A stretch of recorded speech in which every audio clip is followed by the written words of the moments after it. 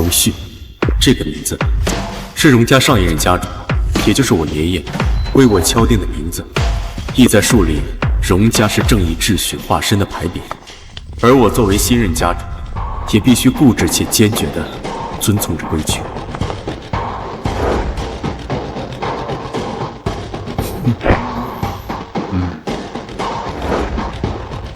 都开始吧。这荣家不愧是世家之首，单看这荣家家主荣旭的订婚宴都上百条流程，这跟皇家婚礼相比都不遑多让。可不是呢，进门跟进宫似的，就单是进门就砍了我8道程序。还有这餐具，估计也是拿尺子精准到毫米摆放的。哎，快看，荣家家主立如抱骨，挺胸拔背，平肩直视，静立如松，太帅了！小声点，这荣家家宴有规矩，不能大声喧哗。你没看那服务员手里拿的是分贝仪吗？这要是在荣家的场子被赶出去，以后在圈子里别想混。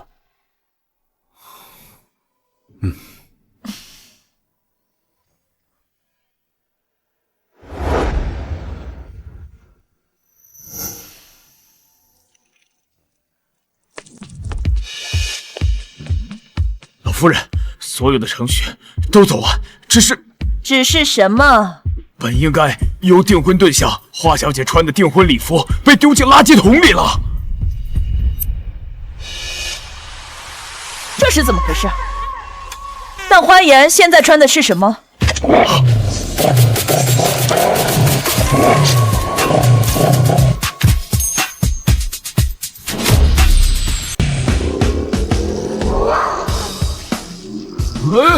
连着，怎么这样就进来了？黑色婚纱，这大不吉！他这是要干什么？花颜，他疯了！他竟然在订婚宴上穿黑色的衣服，这可是对荣家家规的挑衅啊！胆子可真大呀！黑色是葬礼着装，花颜这么搞，荣家还敢娶她？我看这订婚宴今天啊，怕是要提前结束了。就是，他胆子也太大了。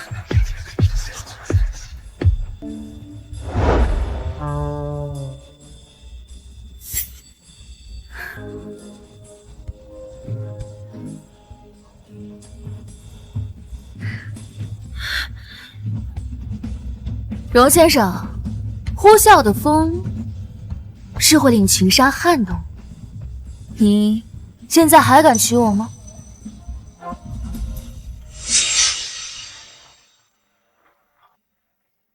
各位请稍等，我去请示老夫人。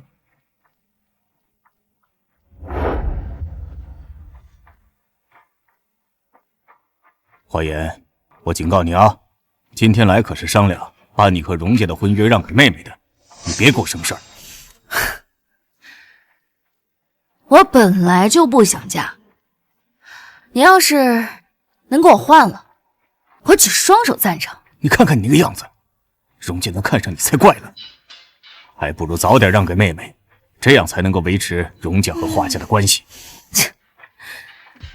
把卖女儿求荣说得如此冠冕堂皇，你还真是不要脸。爸，你看他呀！干什么去？洗手间。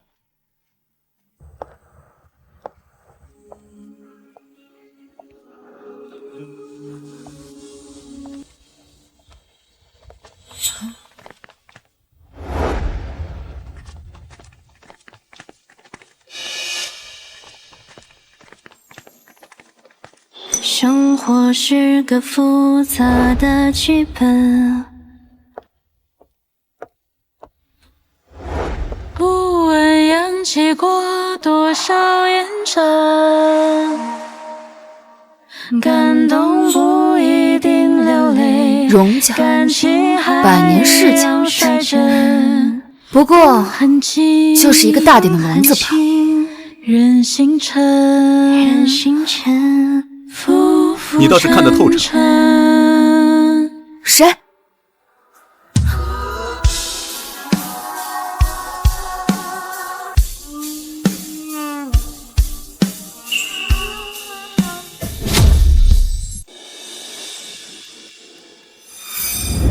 你看着不像是荣家的人。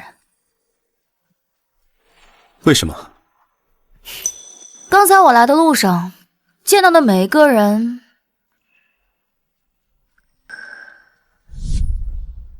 身后都有一根线，但是，你没有。把荣家的人比作提线木偶，你倒是敢说呀？怎么？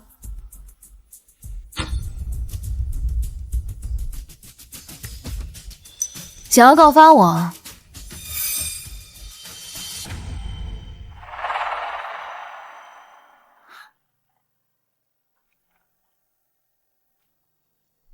敢于说实话的乖孩子是要给奖励的。乖孩子，能有什么奖励啊？是这样的。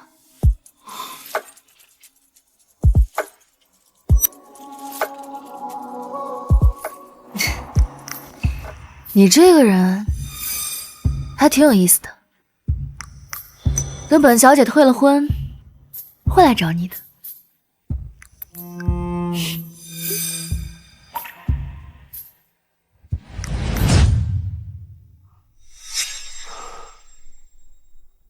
老板，你看什么呢？这么认真？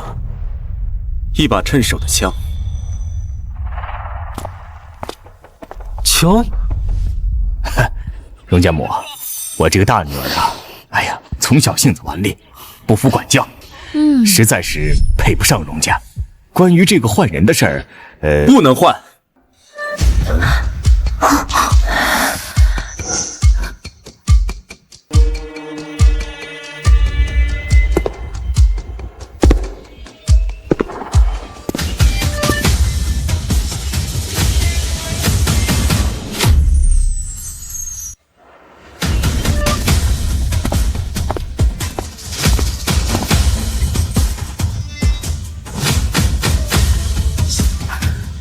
是他？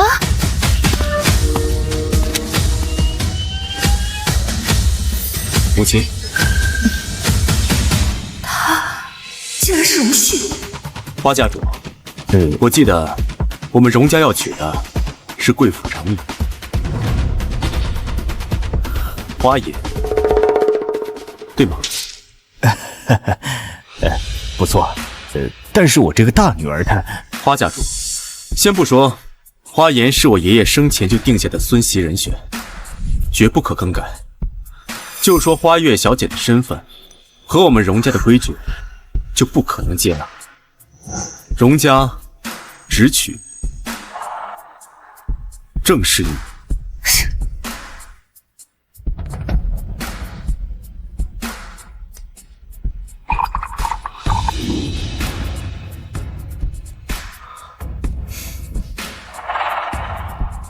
母亲，您觉得呢？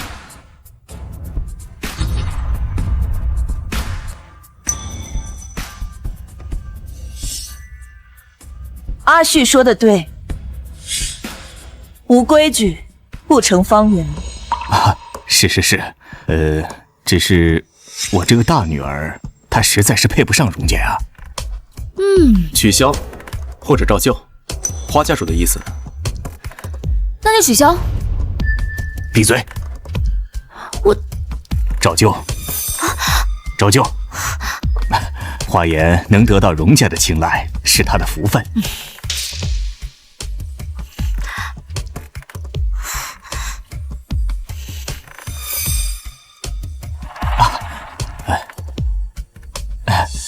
荣家母，我先告辞了。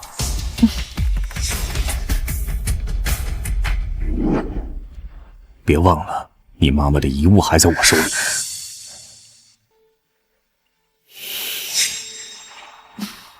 都下去吧。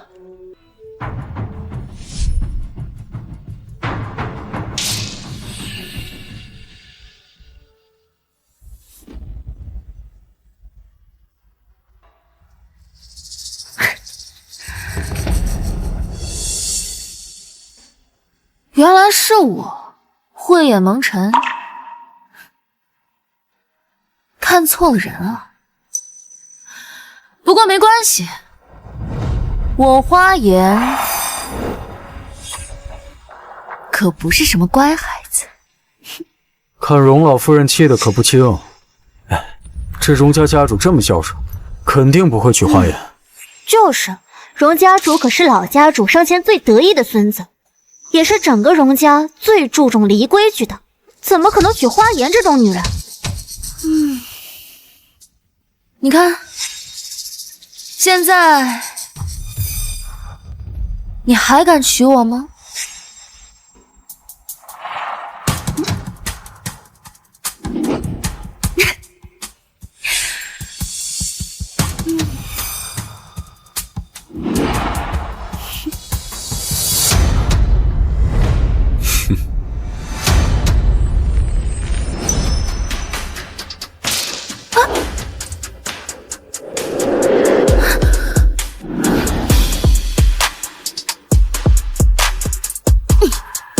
为什么不娶？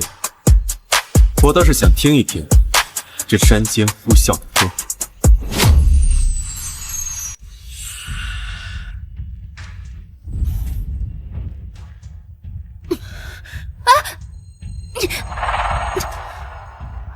它像灰色的风，撕开一切伪装，划燃了荣家这座秩序之山。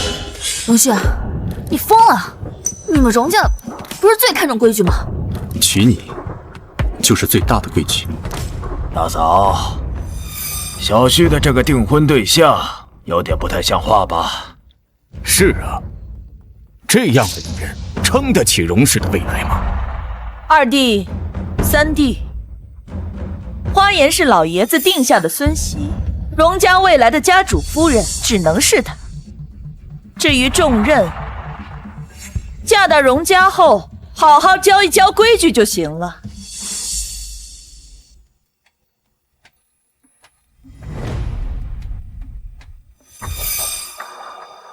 荣家主，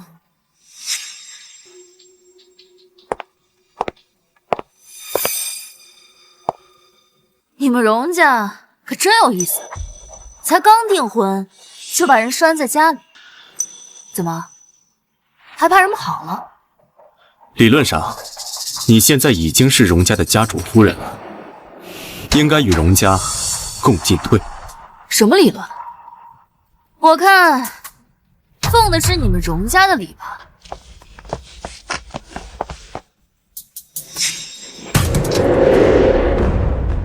花小姐，按照规矩，敬茶的时间到了，请跟我来吧。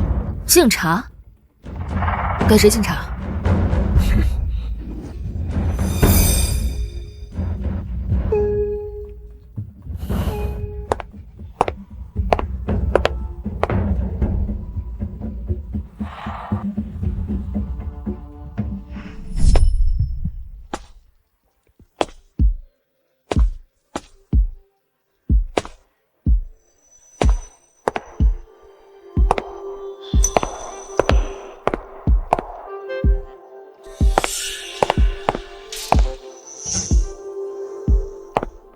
家主，请上座。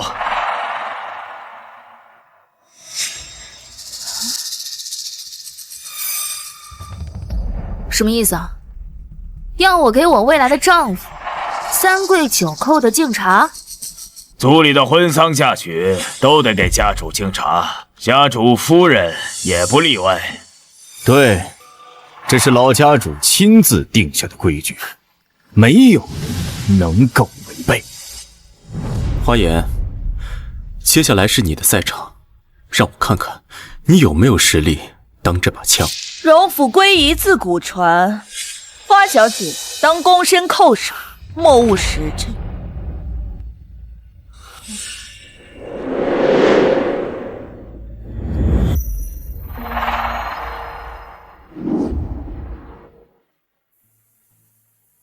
荣家家规不可违，花小姐还是抓紧跪拜吧。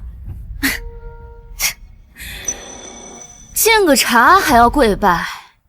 大清都亡了多久了？你们还没有站起来吗？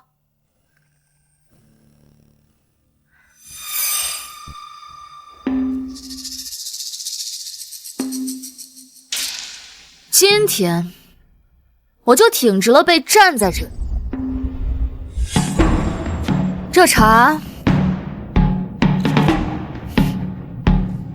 你喝还是不喝？谁不知道家主是最重规矩的？这茶家主是绝对不会碰。等着吧，家主是不会容忍他的。花小姐，我儿子是不会。阿旭，阿旭，家主，你怎么能接受他这么没规矩的行为？是啊，阿旭，这样的女人怎么能做我们荣家的家主夫人呢？荣家主啊，看来退婚是众望所归啊。你考虑倾听一下人民的声音吗？阿旭，荣家容不得这么没规矩的人。我现在就派人通知花家，婚约取消。管家，母亲，这婚退不得。为什么？对呀，为什么？母亲，这婚是爷爷定下的，荣家的规矩，您怕不是忘了？荣旭，你一定非要这样子吗？这是我爷爷定下的规矩，我想也是你父亲的意思吧。老家主定的人，谁敢更改？好，既然你们非要抓着我不放，那我一激动做出什么不可控的事情，你们可别后悔。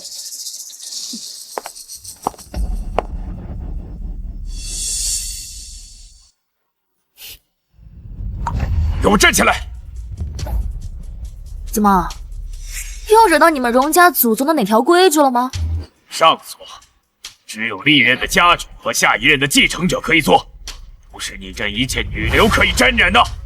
好，那你们退婚吧，把我赶出去，就不会污染你们高贵的上座了。你这个泼妇！家主，这样的女人你难道不管管她吗？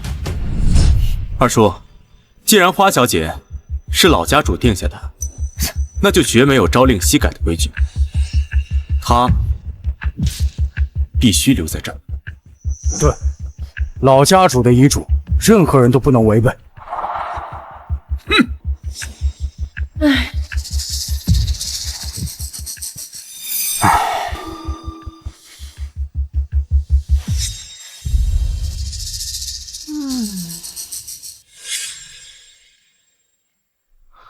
花小姐，还有什么事？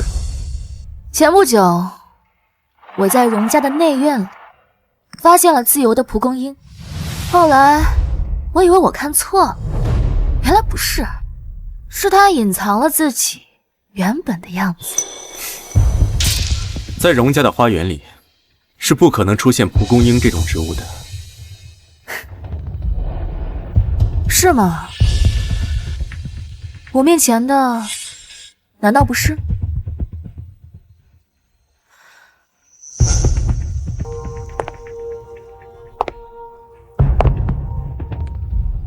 荣旭，你真是演了一手好戏。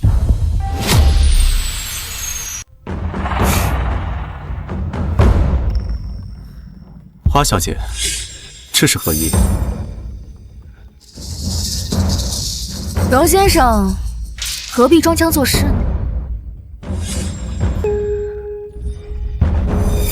我以为你是个身不由己的傀儡，没想到居然是个幕后操盘手。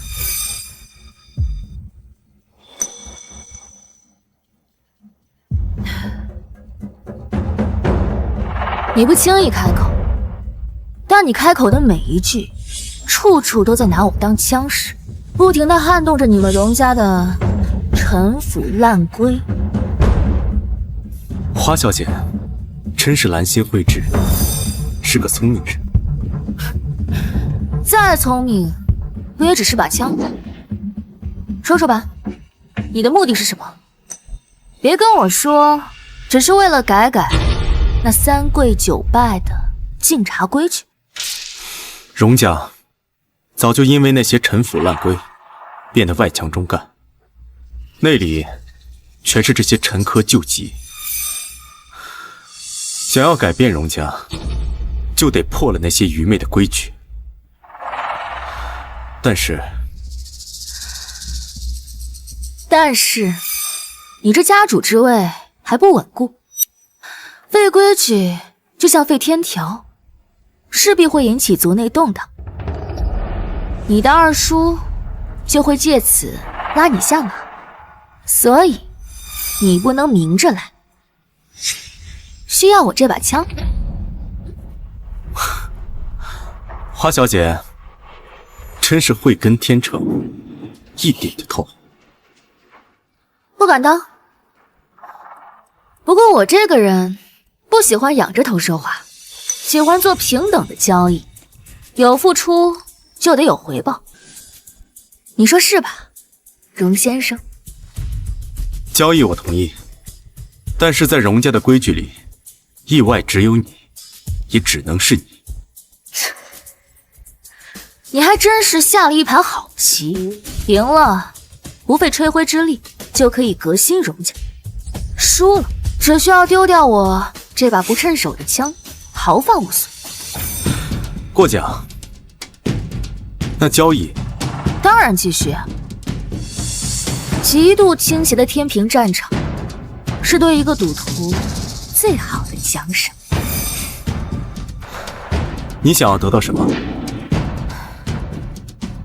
花文斌手里，我母亲的遗物。就只有这些？当然不是，不过一个赌徒是不会显露自己手里所有的筹码的。其他东西就等你彻底掌握了荣家再说吧。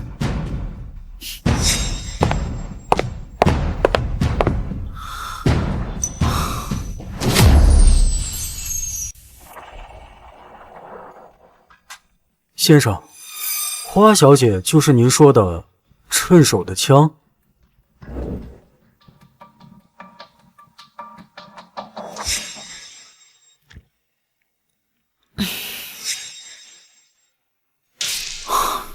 对了，女生一般都喜欢喝什么茶？啊？女生应该都喜欢甜甜的花茶吧？花茶。去，把我库房里的茶全换成花茶。啊？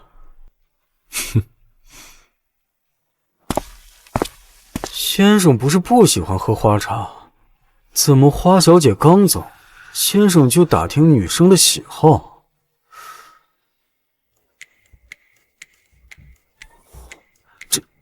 这哪是找到了趁手的枪啊？这分明是找到了合心意的人。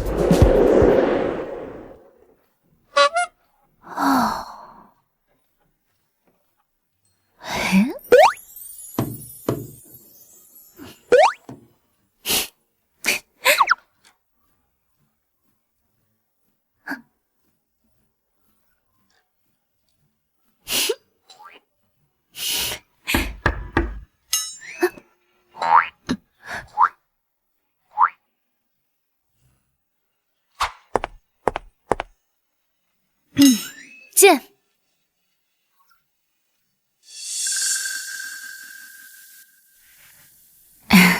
少夫人，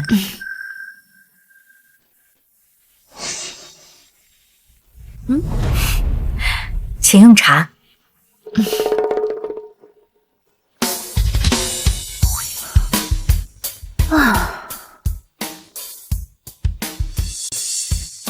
花茶，这可不是交易该有的体贴啊！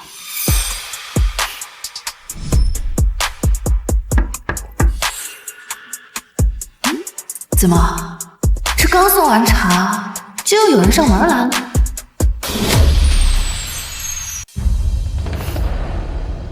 进。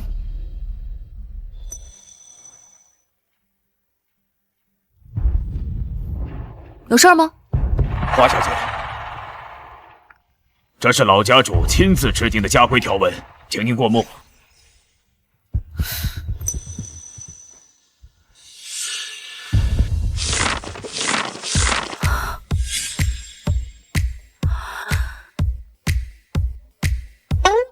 就吃个饭，有80多条规定。对的，花小姐，咱们荣家是大家族，不像那些小门小户，这用餐的时间也是有规定的。你需要明天卯时，也就是6点，前往餐厅用餐，否则厨房将不再提供膳食。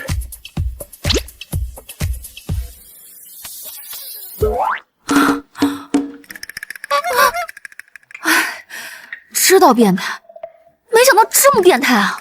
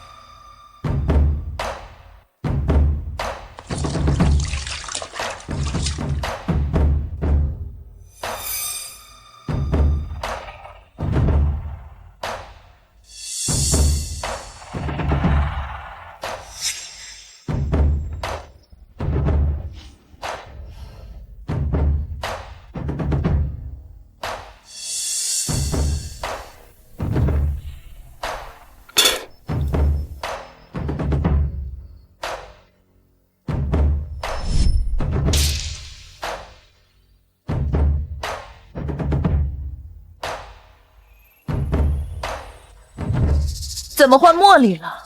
哦，这茶……花颜呢？不知道卯时进膳的规矩吗？老夫人，昨天就把家规给花小姐送过去了。现在去把人请来。是。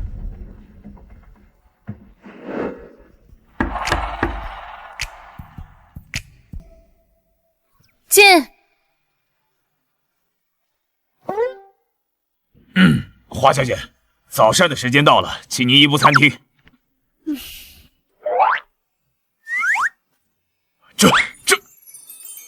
这可是老家主亲自定的家规啊！昨天晚上读书的时候，感觉桌子不太平，就拿它垫了一下。哎，你别说，还挺好用的。你，哎。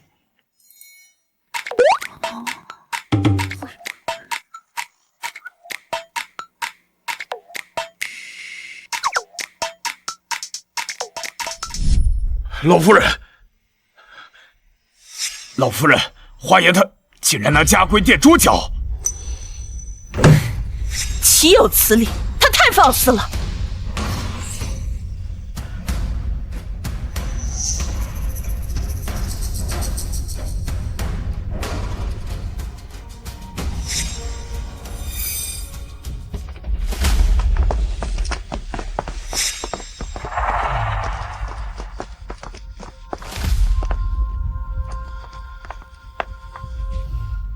敲门。是。把门打开。是。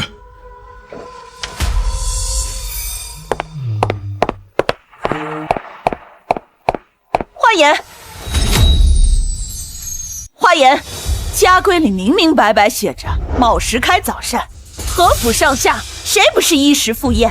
你竟敢无故迟到，眼里还有没有荣府的规矩？老夫人，你们就光一顿早膳，就列了27条规矩出来，从晨起净身、焚衣到半夜掌柜，步步都要合乎礼制。我这按照规矩到焚香净身，还没走完流程呢，怎么赴宴啊？要不您就把这些流程给我免了吧？放肆！规矩就是规矩，怎么能擅自改动？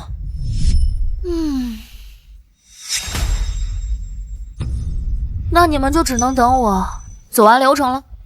你就不能早点起？我要在做完这20多条规矩之后，6点就到餐厅。那您干脆让我直接住在餐厅里。府中上下老老少少皆是恪守此规。那算你们厉害。别人能行，就你不行。对，我不行，不行，你们就退婚吧。你敢威胁我？母亲，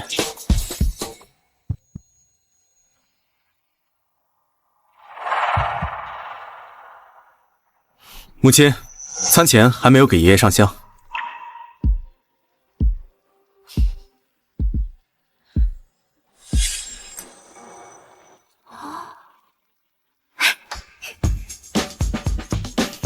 怎么样，荣先生？评价一下你盟友的战果吧。专一吃饭，明知日常，从日常入手，就不怕撼动不了其他的。早饭还是要吃的。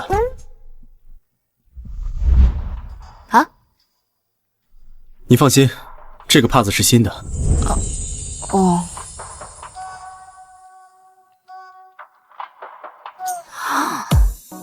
荣旭啊，这该不会是你偷拿的吧？你怎么还有点可爱呢？花颜，没事，你就放心吧。接下来还有更精彩的，你就等着瞧吧。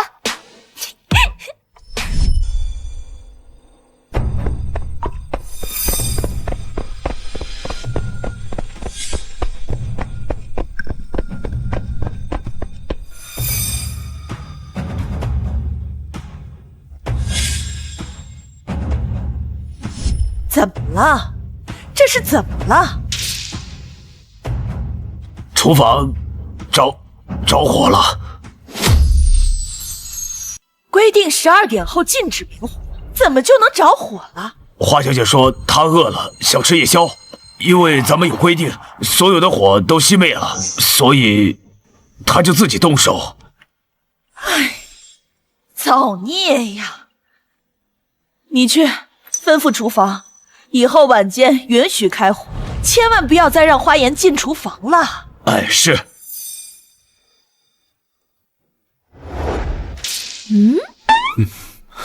这，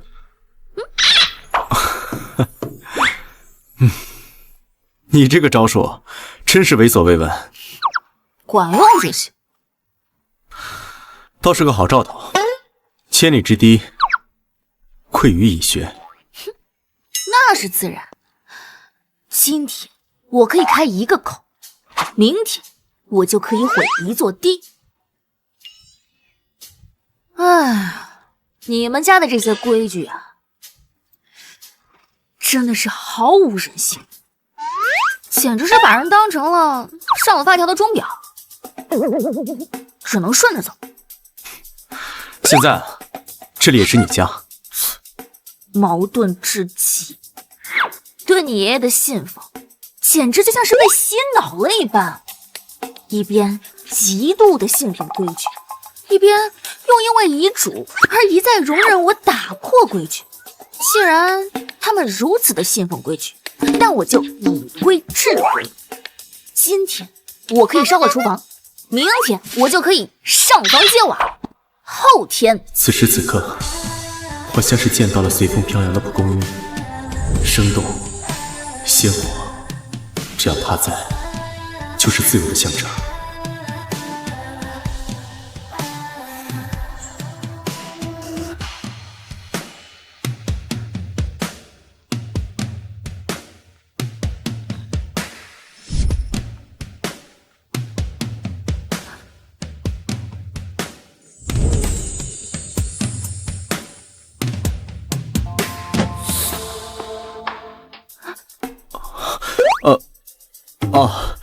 那个太晚了，我先回去了。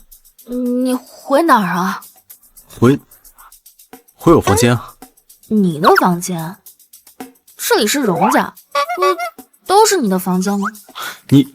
我看家规上说，晚间就寝时间到后，各归其位，黄妈无照，不得随意进出主楼，主楼人员不得随意出房间。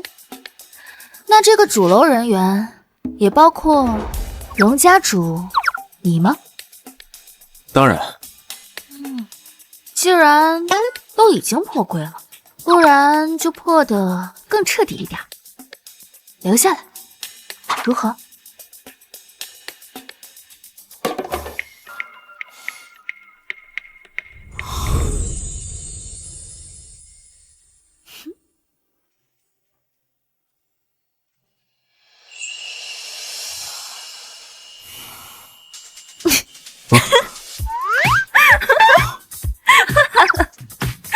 荣旭，你有点可爱啊！太晚了，你快休息吧。荣旭，你相信爱的存在吗？存不存在不重要，这种会让掌权者有软肋的东西，不应该萌芽。是吗？那希望你能够一直清醒。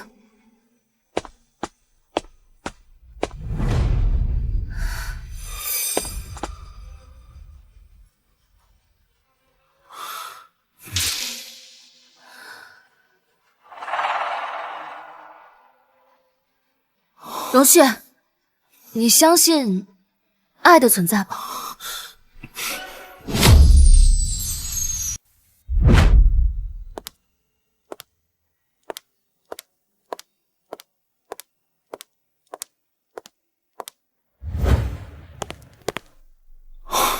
花小姐走。走。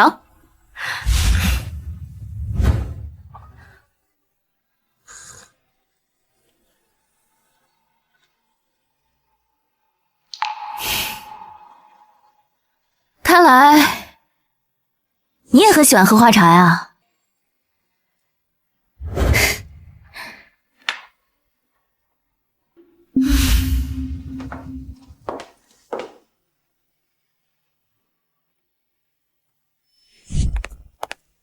荣旭，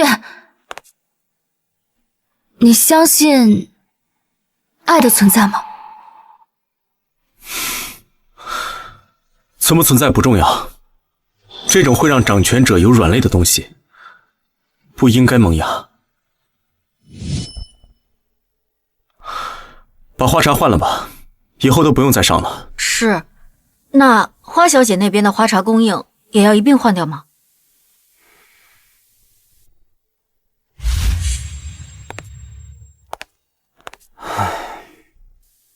哎，顾琛，家主这是怎么了？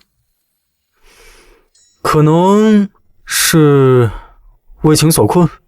花小姐那边的花茶供应照旧啊。可是家主没有明确吩咐啊。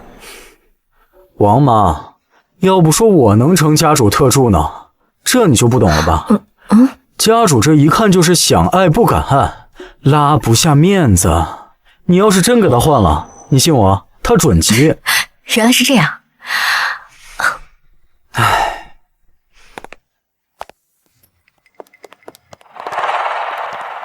夫人，您的父亲登门拜访。我爸？是。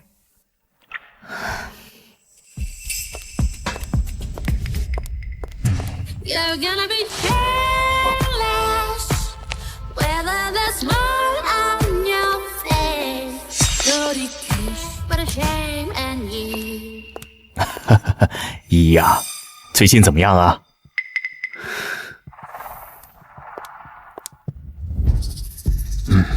哟，800年前的小名都叫上了，你应该不是来寒暄的吧？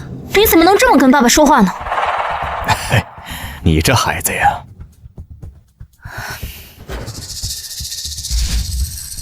有什么事儿就直接说吧。好，那我就不拐弯抹角了。你想办法让花家参与到荣氏集团新开发的智能科技项目中去。那不是荣旭亲自立项跟进的项目吗？要是让花文斌这条蛀虫进去了，荣旭势必会受到影响吧？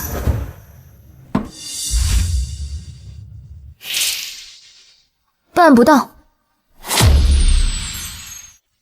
怎么会办不到呢？你现在可是荣家的家主夫人，这点小事儿，给女婿打个电话不就行了？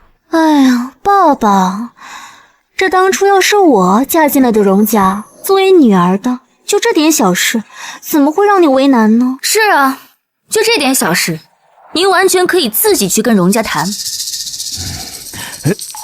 你怎么不说话了？哦，您自己也知道，在您的带领下，花家根本就没有办法按照正常程序来谈合作吧？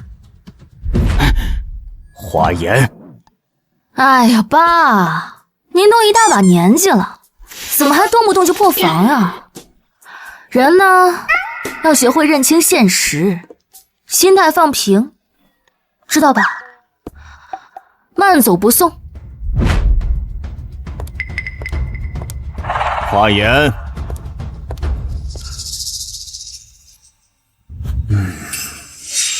你别忘了，你妈妈的遗物还在我手里。现在就打电话跟荣旭说谈合作的事情，否则我马上叫人毁了你妈妈的遗物。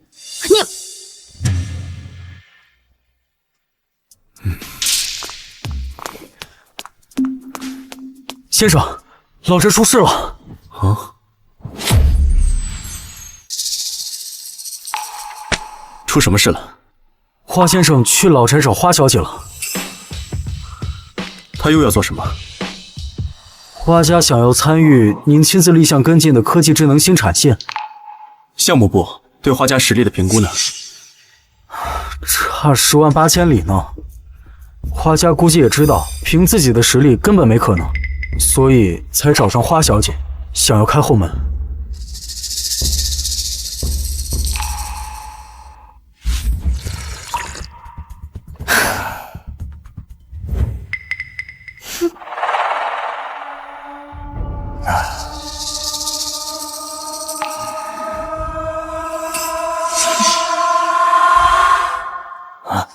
关机了，给荣旭打电话是不可能的。哼，依依呀，不就是打个电话，稍微放点水的事儿，犯不着这样吧？稍微放点水，要想让你进项目的话，恐怕太平洋的水都得放干吧？您老不要脸，我还要。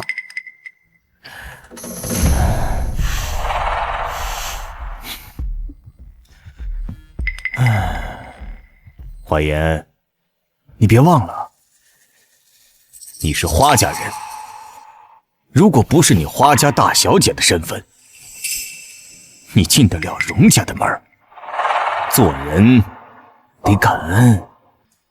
感恩？感恩什么？感恩要是没有你的话，我就不会在自己家里过着寄人篱下的生活。啊？感恩你在发妻还在世的时候，就带着只比我小几个月的私生女登堂入室。哼！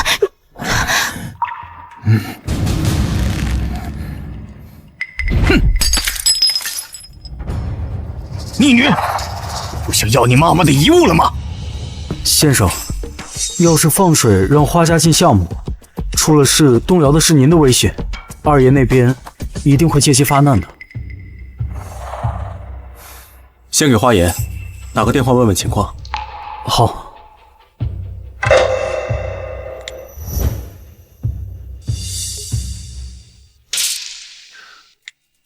花小姐手机关机了，给老宅打。好。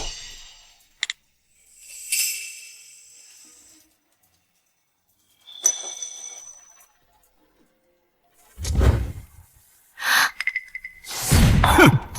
啊！你不想要你妈妈的遗物了吗？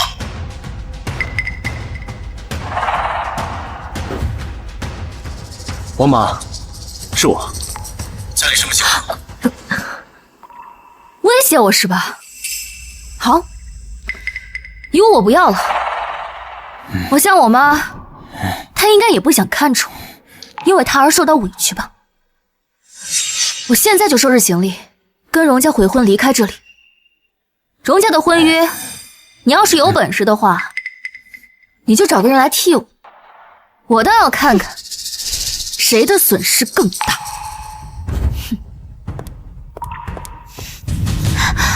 抱抱。哎呀，家主，你赶紧回来吧！夫人这会儿正收拾东西准备悔婚，想要离开荣家，离开您呢。立刻让法务部拟定跟花家的合同，现在备车回老宅。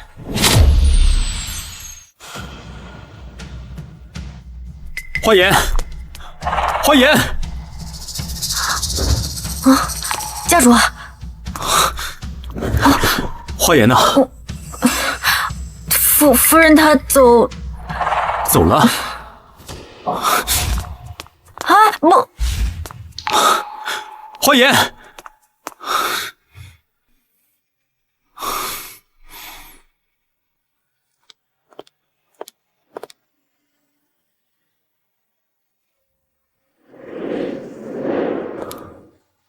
你在找什么啊？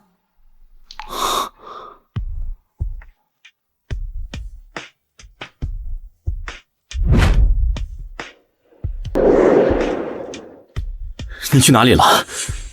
你知不知道我找了你很久？我吃完晚饭就走路消食去了。走路？走路。我跟王妈学的，是不是还挺新奇的？她说她那边管散步叫走路，你别说，还挺形象的。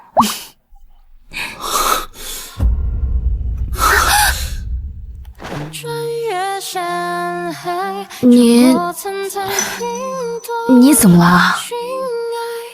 花家如果想进新项目，我可以帮忙，只要你只要什么？只要你别走。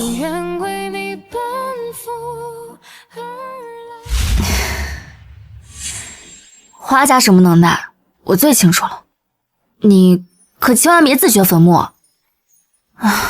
再说了，我跟花家什么关系，你还不知道吗？还不如我跟王妈关系好呢。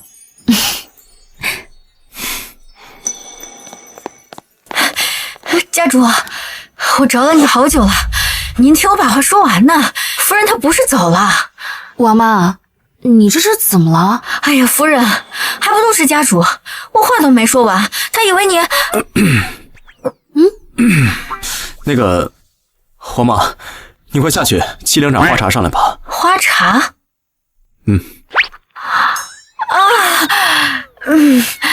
好嘞，我这就去。此时此刻，我清楚又明白地意识到，我喜欢喝花茶。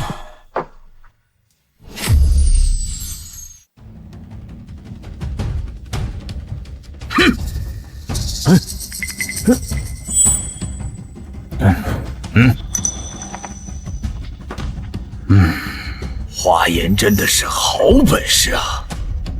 二哥，我们故意把项目的信息透露给华文斌，这么一大块蛋糕，他要想吃，肯定要以荣旭岳父的身份参与。可是，就凭他那德行，一定会在项目上捅娄子。等项目出了问题，我们正好借此向荣旭发难。这可谁曾想？谁曾想花文斌就是个废物，竟然被花颜给挡回去了。花颜不能再留了啊！自从他来到了荣家，我们荣家的规矩是一破再破，长此以往下去，我们将无法再掌控荣家。那咱们该怎么办呢？祠堂1年开1次，只要我们让花颜在接下来的认祖宴上无法出席，他就得不到祖宗的认可。这样，就算有爹的遗嘱都没有用了。到时候我们就能把他给赶走了。那咱们怎么能阻止他出席呢？认祖还节前，需要容旭带他点香问路，得到祖宗的认可后，方可进入祠堂。如果说花颜他手上的香断了，该怎么办？香断了，那可是上天的警示啊！我看这祠堂的砖，他是踏不上去了啊！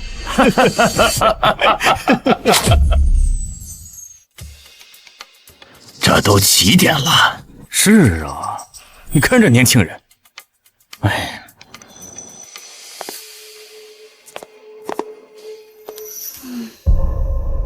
今天这么重要的日子，我要是出了岔子，你二叔他们肯定会借机发难，到时候肯定也会连累到你。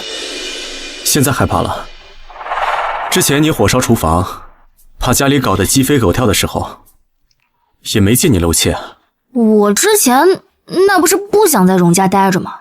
秉着能干，干不了就滚蛋的心态搞事情的。现在不一样了。有什么不一样？荣旭，你别站着说话不腰疼。我之前那都是为了谁啊？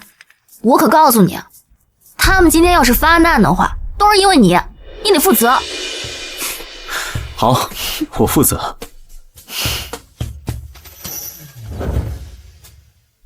你放心，有我在呢。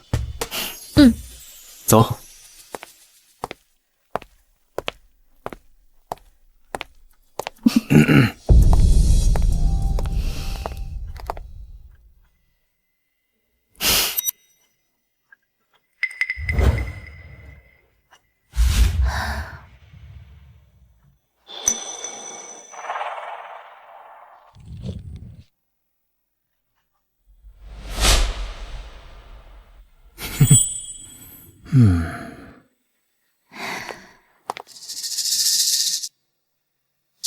哎，这香怎么断了呀？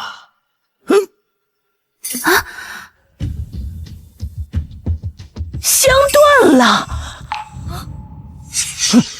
香断了！香断了！哎，大嫂，这香断可是大不吉啊！哦，这莫不是这祖宗要传达对花小姐的不满？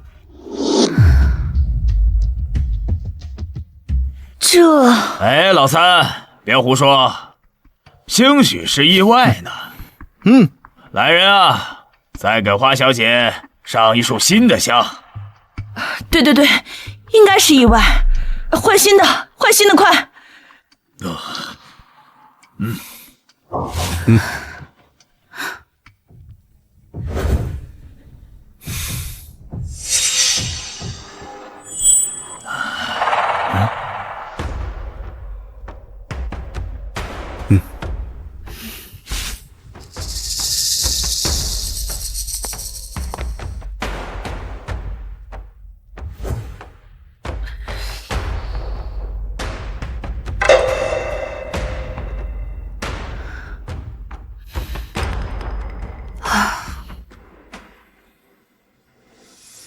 哎，香又断了！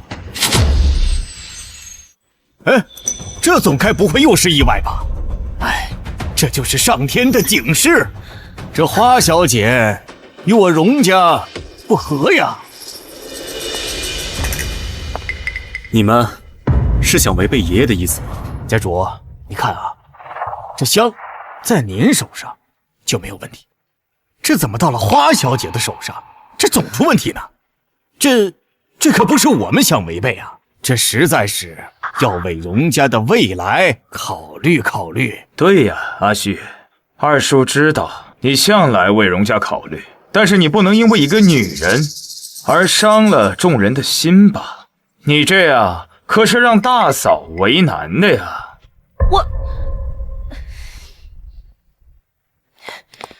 阿旭啊，母亲，难道您也相信这断香示警的鬼话吗？不是我信不信，是事已至此。不要继续把事情闹大，影响你家主的位置。你一向理智，该知道怎么处置。这是祖宗警示啊！花颜根本就不合适担任家主夫人。对，花颜不能娶。你听到了吗？阿旭，水能载舟，亦能覆舟。如果我一定要娶花颜呢？阿旭，一个女人而已，你既然坐上了家主的位置，你就要承担家主的责任，你觉得呢？阿旭，荣家家主的位置，还有花小姐，阿旭，你只能顾全一个。荣旭，没想到我还有这么重的分量，居然可以和世家之首的家主放在同一选择题的选项中。荣二爷，砝码不对称，天平一定会倾斜。好谋算。花小姐，荣某很欣赏你这种自知之明。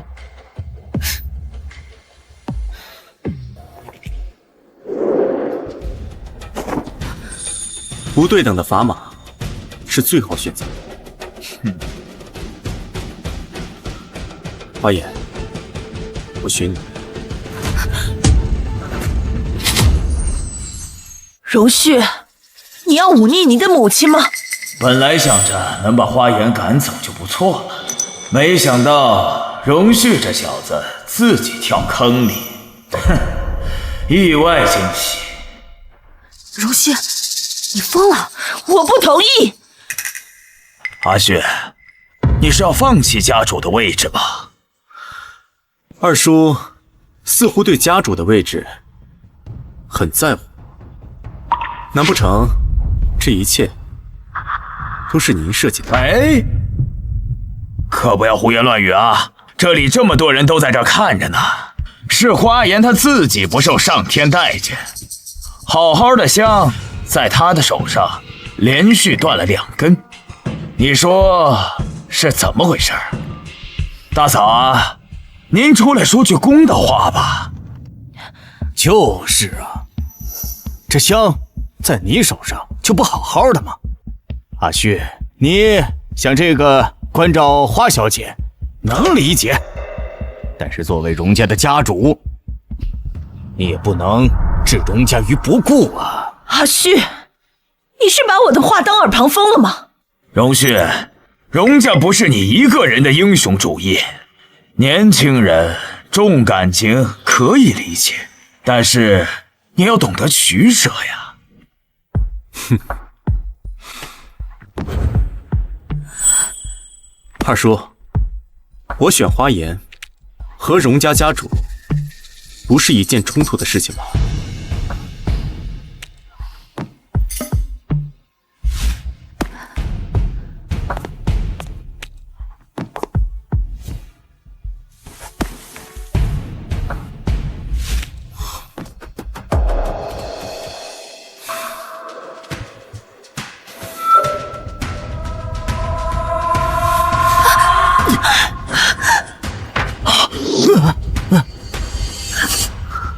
这香没有问题，不代表香炉没有问题。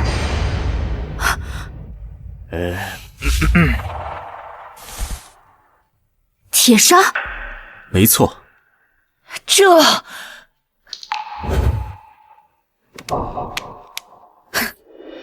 好算计啊！在香炉中加入少量铁砂，香燃烧时产生的热量让铁砂导热，可不就加速了断香吗？哼！二叔，你蓄意陷害家主夫人。阿旭，严重了！手下人办事不力，将杂物混进了香炉之中。哎呀，怎么能跟陷害有关呢？是我大意了，管束手下不力。既然知道是约束下属不力，二叔，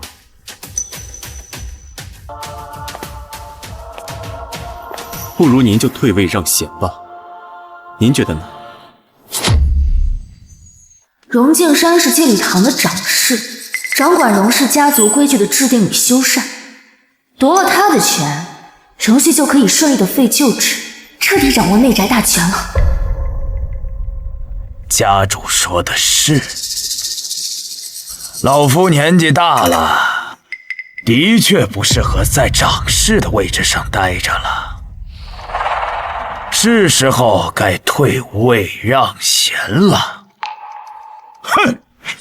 哎，二哥，哎，二哥，哎呀，仪式继续。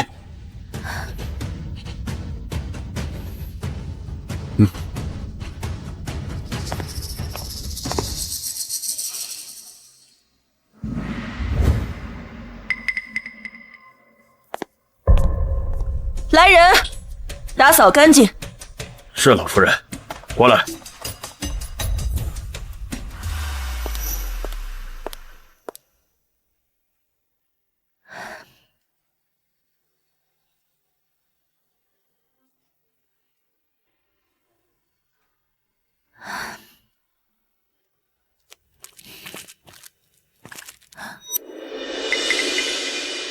香炉的问题表面上根本就看不出来，除非……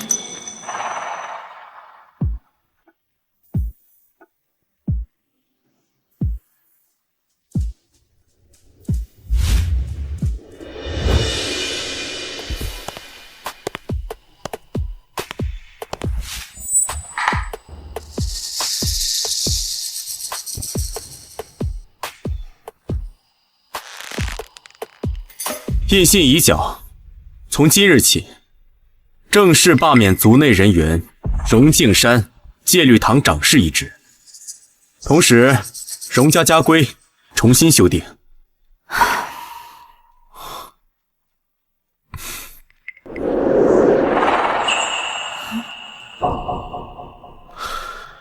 诸位，若无异议，可自行离去。臭小子，我还真以为你转性了呢。母亲，让您担心了。行了，我也该知道你有自己的分寸，是母亲多嘴了。现在荣家在你手中，我也该放心了。正好有朋友约我去国外看秀，我是该放松放松，就先走了。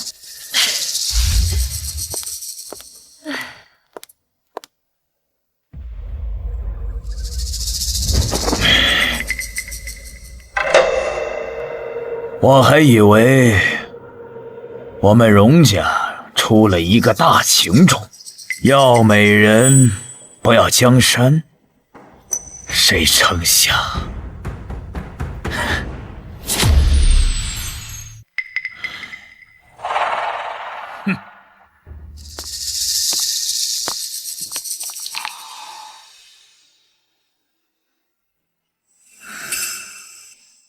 你早就知道香炉有问题，之所以一言不发，任由他们为难我，就是想引荣敬山开口入局，顺势夺他的权。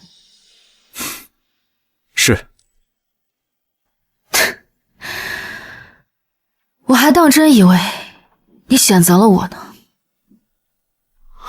我挺好的，不愧是一家之主，走的每一步都是运筹帷幄。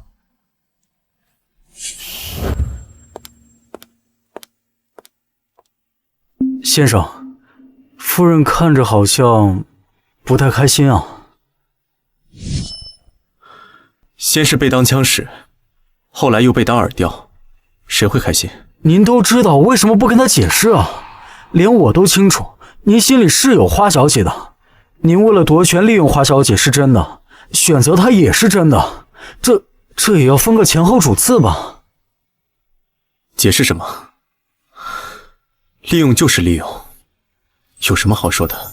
三观是挺正确的，您这要是不解释，所有人都会觉得您对花小姐是虚情假意的。她作为当事人，当然更会这么觉得了。她不会，她很聪明。先生，再聪明的人陷入爱情，也是会患得患失的。您这样不解释，迟早会出问题的。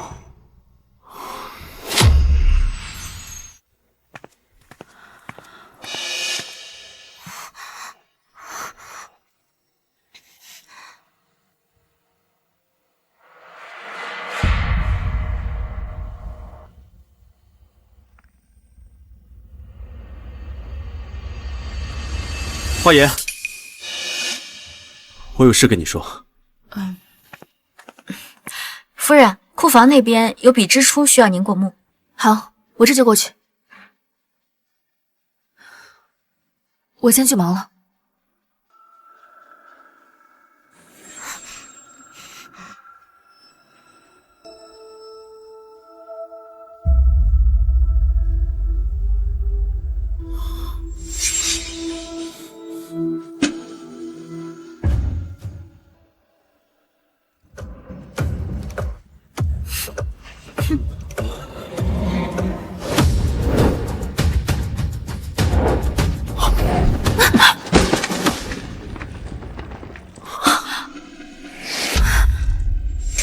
是谁？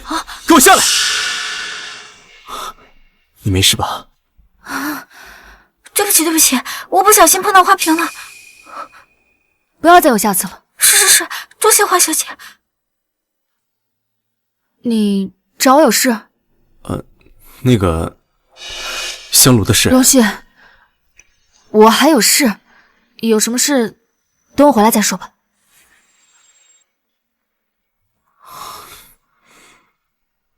他这是在躲我。看来应该是的。我说吧，你不解释肯定是要出问题的。闭嘴！让你办的事办好了吗？那杯花茶里检测出有少量半夏，虽然量不致死，但服用过量就不好说了。那花爷您放心，我已经让家庭医生以日常体检的名义检查过了，花小姐的体内没有半夏。您送来的那杯含有半夏的花茶，应该是花小姐第一次遇到。我从不相信任何意外。刚刚那名佣人，还有那杯花茶，你都给我好好去查，我倒要看看，到底是谁的手伸进了我的院子里。是。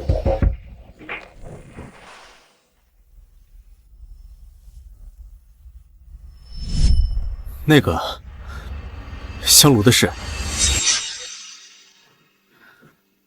荣旭是在跟我道歉，那这是不是证明了他对我也不是毫无情意？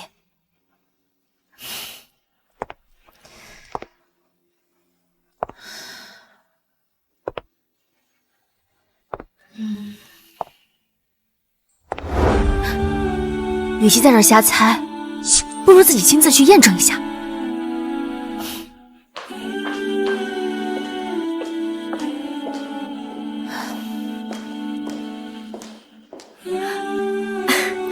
夫人要出门吗？需要我帮忙吩咐备车吗？对，王妈，我要回我父亲那儿取点东西，您帮我备车吧。好。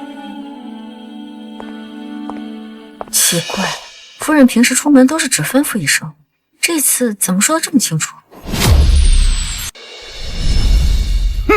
逆女，不想要你妈妈的遗物了吗？糟了，夫人独自回娘家，那这不是回老虎窝了吗？家主不好了，夫人独自回娘家了。回家。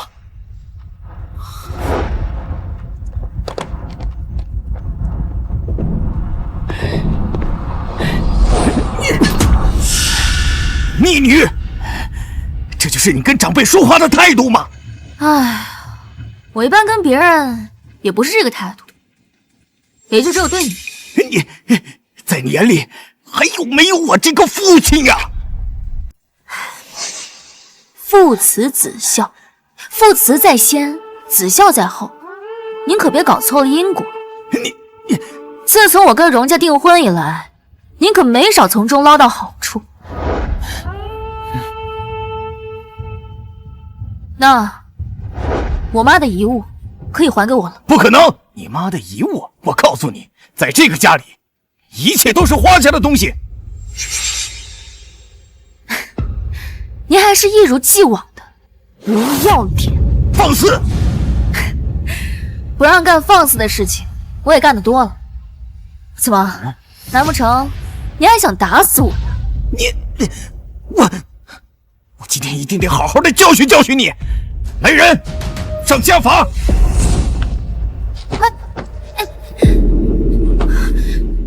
你敢？我是你老子，你看我今天敢不敢？打！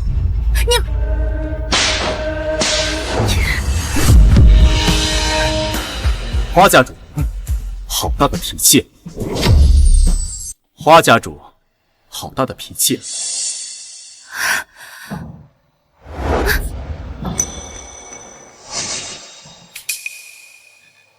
荣旭啊，你怎么来了？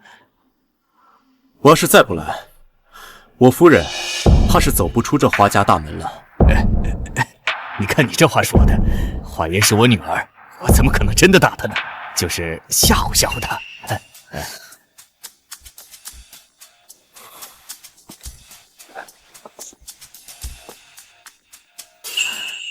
确实是吓唬吓唬。我看我夫人都已经被吓得失魂了，岳父不想着好好安抚一下？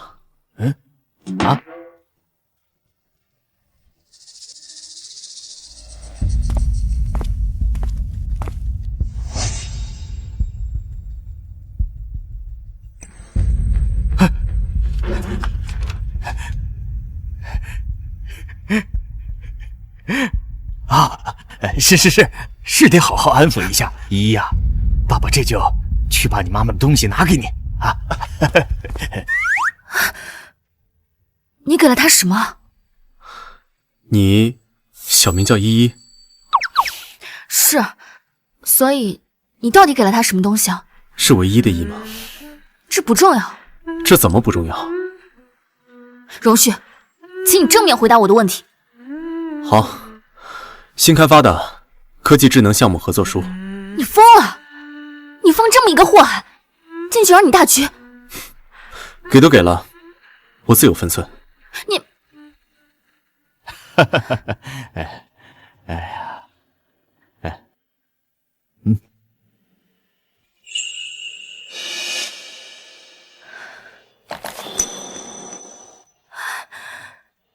依依呀，你呀也该收收你的性子了，跟荣旭好好的过日子，不要再耍性子了啊！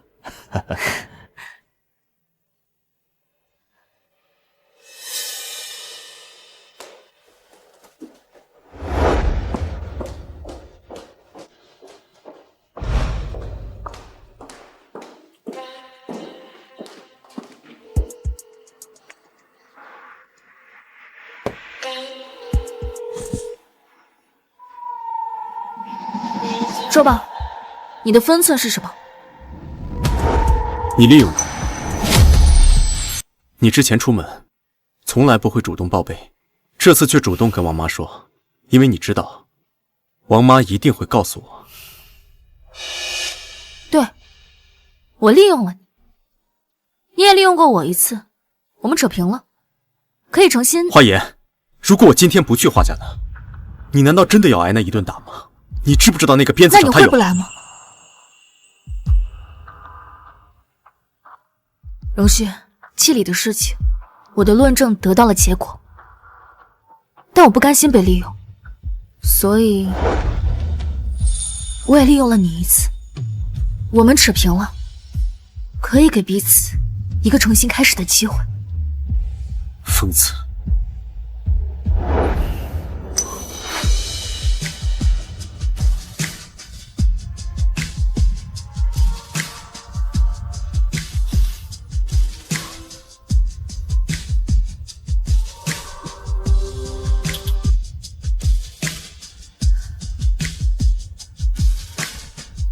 荣旭，我之前问过你一个问题，现在我再问你一遍，你相信爱的存在吗？我之前就说过，存不存在不重要，这种会让掌权者有软肋的东西，不应该萌芽。你真有病！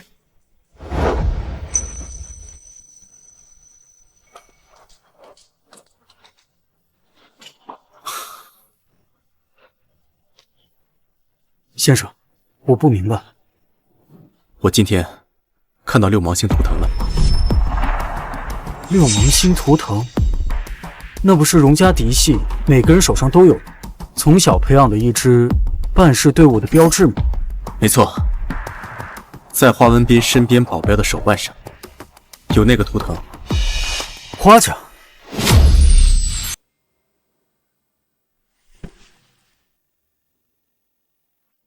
从那杯茶开始，我就有所怀疑，直到今天我看到那个图腾，我就确定荣家已经有人对花颜出手了，并且手已经伸到了花家。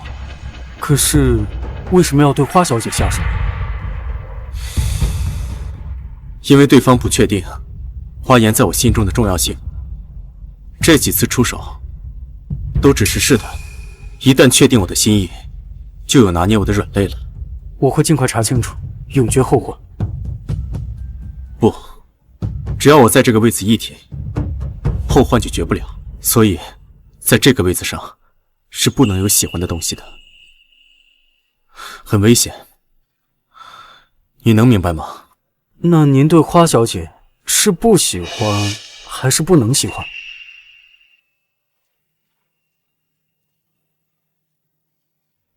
这有什么区别吗？结果不都是那样？荣家是我脱不开的责任，我不可以把它拖进我的泥潭。那您打算怎么办？去找人沏壶茶，送到我的房间。好。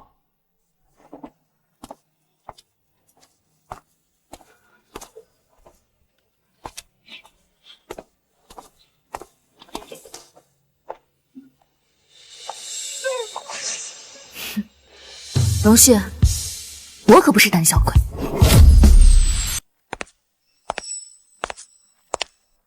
先生，二爷将您准备裁掉的产线过渡给了花家，花家接手，成为了最大的合作方。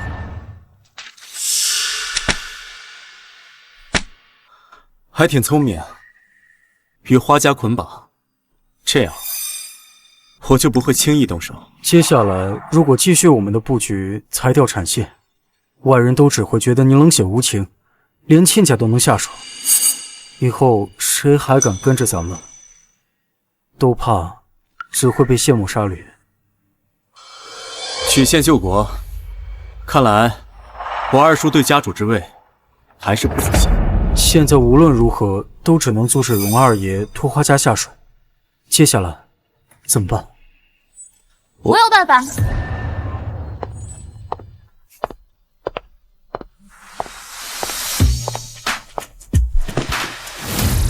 花小姐有什么办法？办法就是让荣旭爱上我。啊？花颜，别开这种玩笑。怎么？你不敢？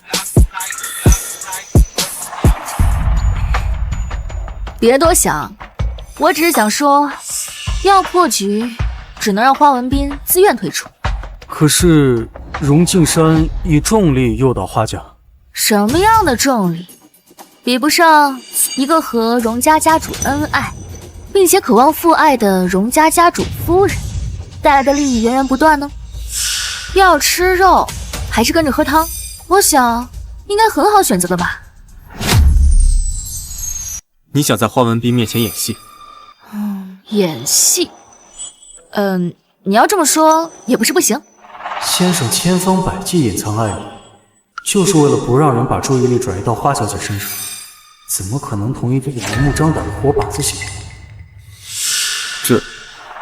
这不可能。演个戏而已，以最小的代价得到最大的利益，为什么不行？没有为什么。荣旭，你有喜欢的人了？没有。那，你讨厌我？要不然，为什么连这么简单的事情都要拒绝？我怎么可能讨厌你？那好，那就按照我说的来。明天有一场慈善晚宴，你陪我去。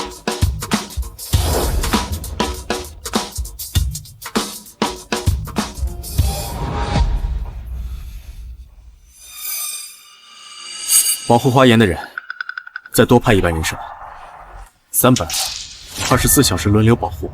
是，一定要小心，不要被发现了，尤其是荣家人。明白。接下来要拍的是本场的重头拍品，象征大地用亿万时光酿造的液态夕阳，也是炙热爱情的象征。13.14克拉的无烧红宝石，拍价520万。你今天尽管举牌，打造人设这事儿就交给我来，保证你今天是爱妻第1名。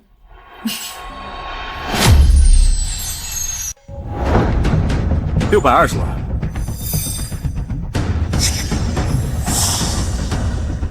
660万，720万，760万，820万，1000万，1000万。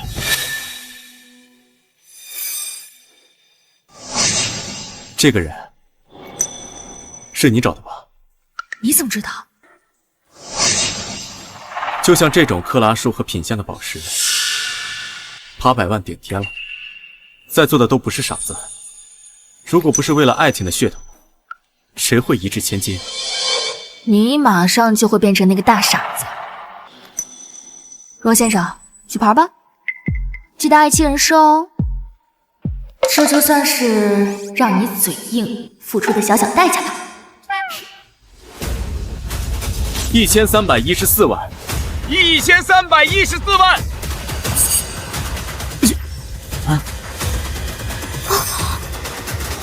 花家主，您可真有福气啊！这女儿是未来的荣家家主夫人不说，哎，2个人还这么恩爱，您可要跟着飞黄腾达了。过奖过奖。这花园还真是有本事啊，居然哄得荣旭一掷千金，就为了买一个有爱情噱头的垃圾。花颜不愧是我女儿，有本事。我看您还是别高兴得太早了，姐姐她可没有把自己当花家人。那个项目是越过荣旭跟荣二爷合作的，还是有些风险。倘若是花颜跟花家一条心，还跟荣旭感情好，那我还跟什么名不正言不顺的二爷合作，直接抱女婿的大腿不就行了？本次拍卖会到此结束。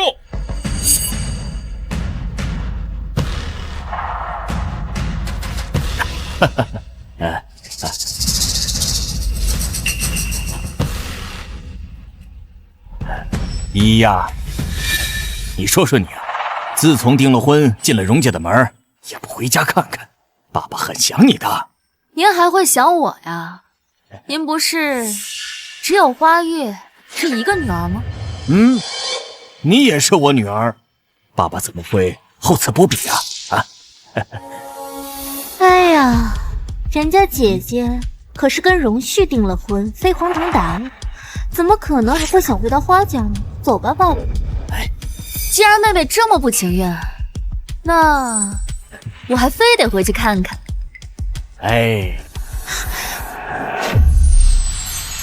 你也不怎么回来，多吃点啊。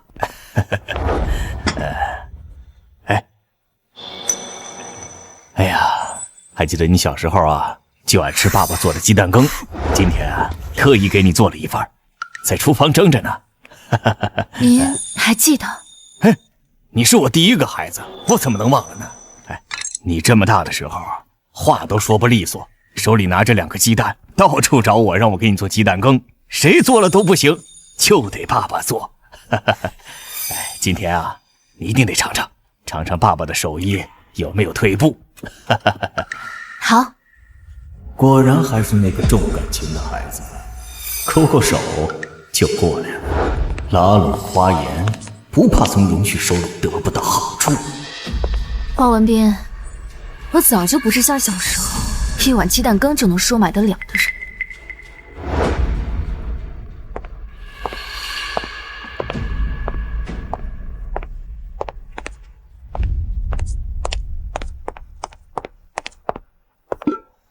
爸，你千万别被花颜给骗了，他那么恨花家，肯定是别有用心的。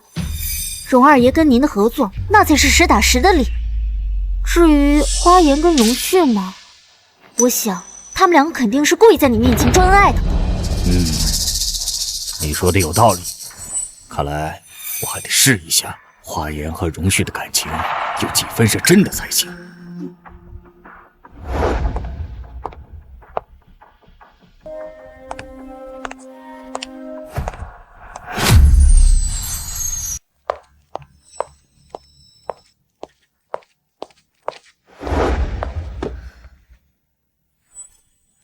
哎呀，哎，来，姨，过来吃吃。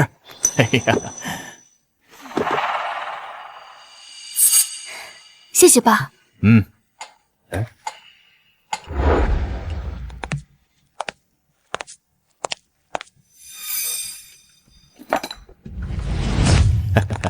荣旭，百忙之中过来啊！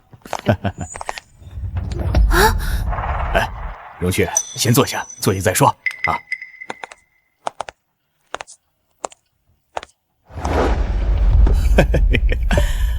哎呀，荣旭，来见依依了。是。小两口的感情是真好啊。对了，明天就是依依的生日，你怎么安排的？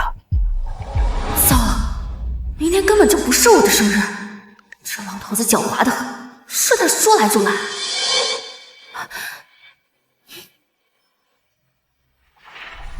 生日？完了，出师不利呀，还没跟荣旭通信呢，老头子就先发制人。爸，那个……爸，您是不是记错了？依依的生日不是在1周后吗？这么多年，就没人记得我生日，荣旭他居然记得。哎呀，瞧我这脑子，是我记错了。哎呀，爸，你要是没什么事的话，我就先带依依回家了。吃完饭再走吧。不用了，爸，我们就先回家了。好。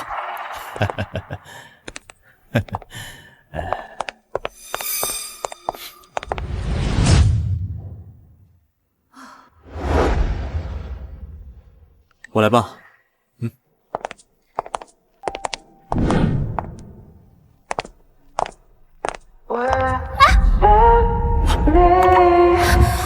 小心！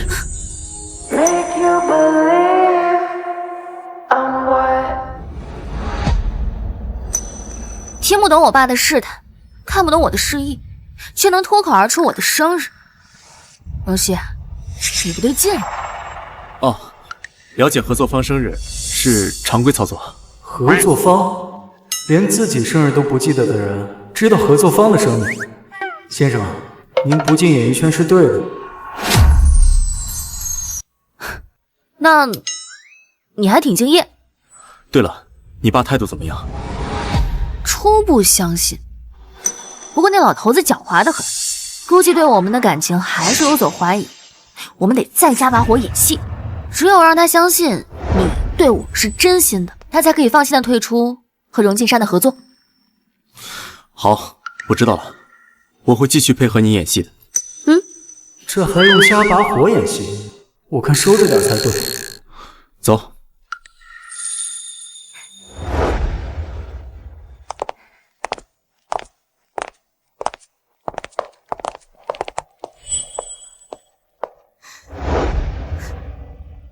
我就知道一切都是在演戏。爸，你一定要相信我，这一切都是花颜自导自演的。荣旭根本就不喜欢他。如果照你所说的话，我们和荣二爷的合作暂时还不能退出啊。啊。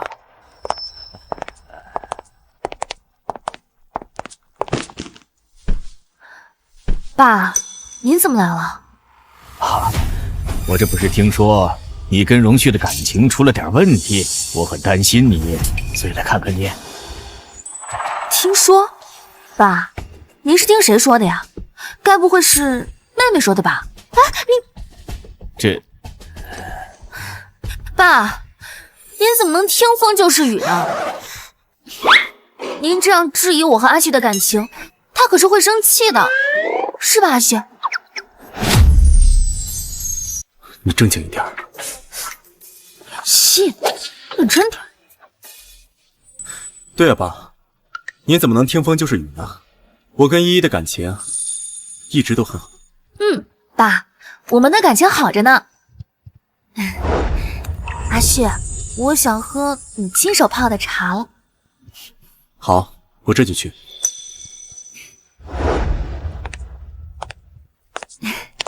爸，您是不知道啊，虽然家里有保姆，但是阿旭他就乐意亲手给我泡茶。他说这是心意问题。花颜，你演的还挺像，不知道的还真以为你俩是真爱。今天我一定要戳穿你的真面目。爸爸，我去上个洗手间啊。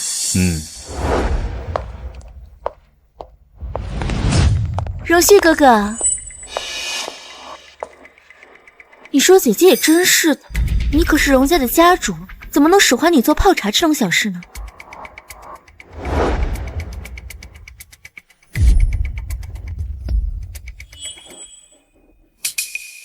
姐姐从小就喜欢喝玫瑰花茶，没想到这么多年了，还是没变过。是吗？那当然。花颜，你的未婚夫连你玫瑰花过敏都不知道，我看你待会儿还怎么把恩爱戏码演下去。哼！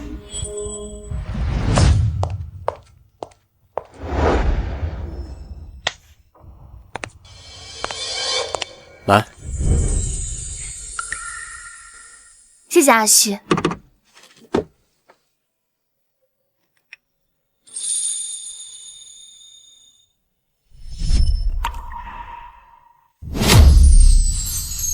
哎呀，姐姐，姐夫他这么爱你，居然不知道你玫瑰花过敏啊！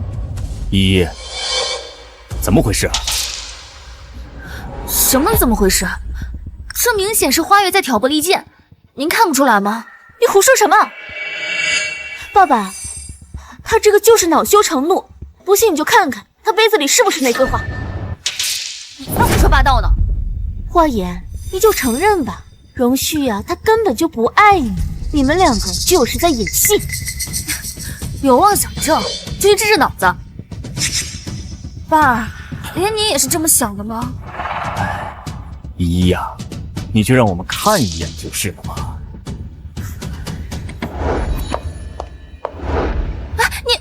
我倒要看看你嘴硬到什么时候。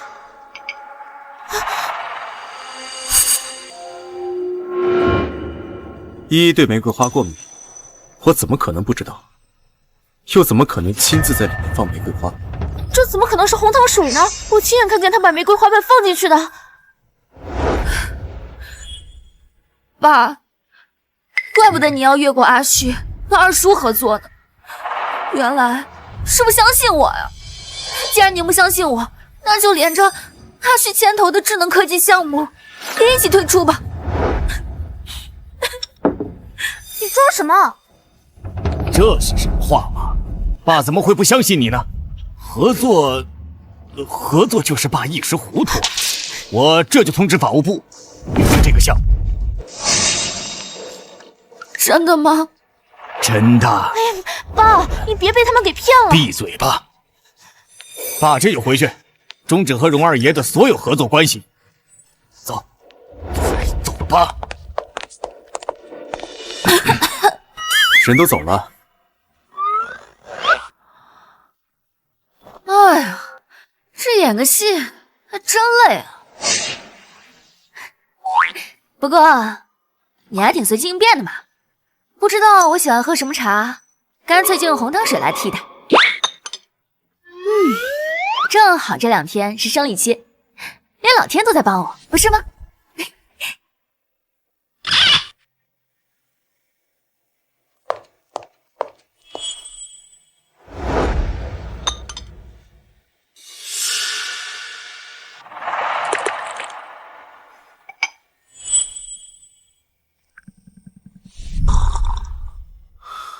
是。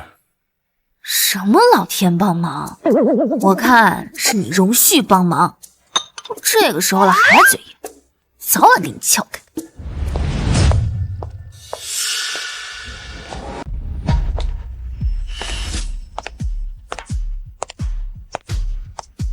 荣旭，你上次摆了我一道，还夺了我的权，我倒要看看，这次我递过来的刀，你到底接不接得住？老同学，不是说要给我过生日吗？你人呢？依依，哎，你来了，你怎么了？你进来就知道了。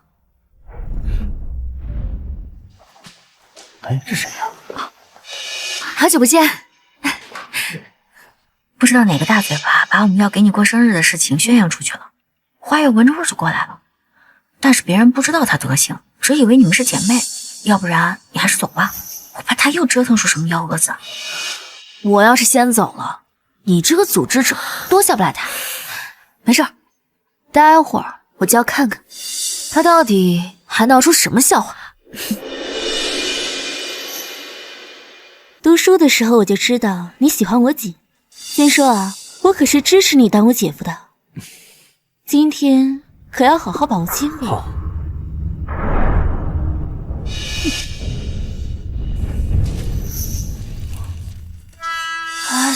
不是，风雨他要干什么呀？他不是圈子里的，估计不知道我已经订婚了。啊！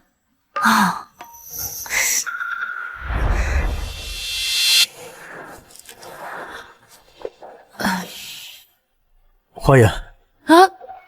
嫁给我。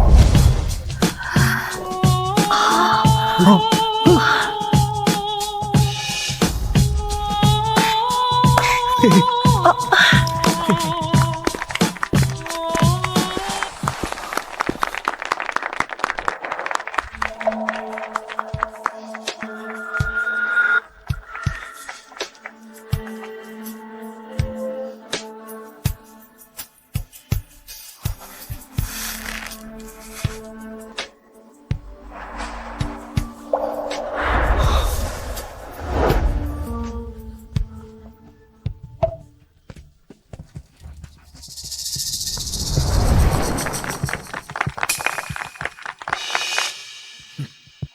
这么淡定，看来他是真的不喜欢花言。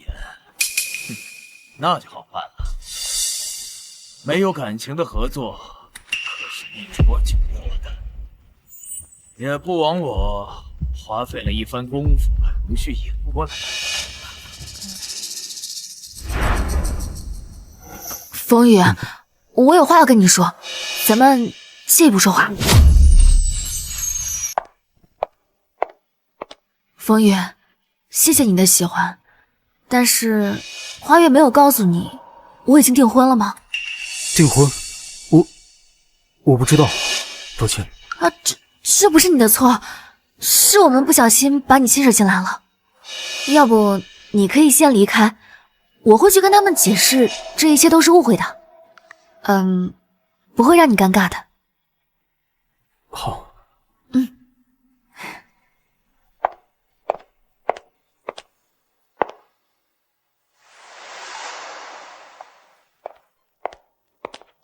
你就没有什么想跟我解释的吗？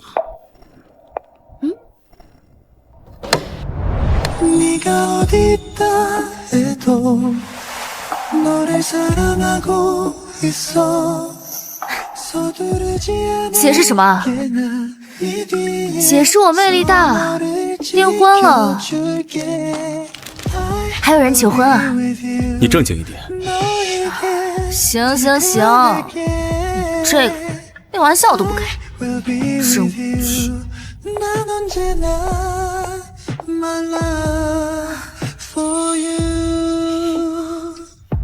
荣敬山跟花月联手了。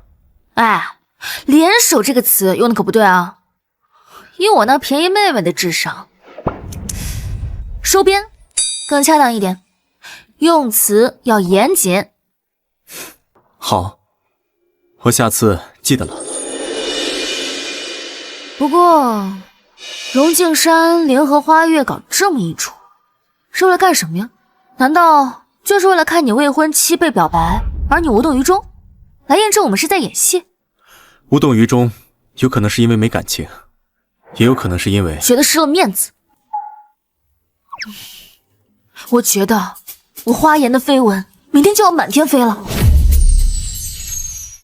而你荣家家主对待我这个让你丢了面子的未婚妻，一定是失望至极，然后我俩从此决裂，不死不休。然后我未婚妻的娘家在无奈之下就只能站队荣家二爷，至此彻底决裂。荣旭，怎么了？你居然会开始接我的玩笑话了，有进步呀！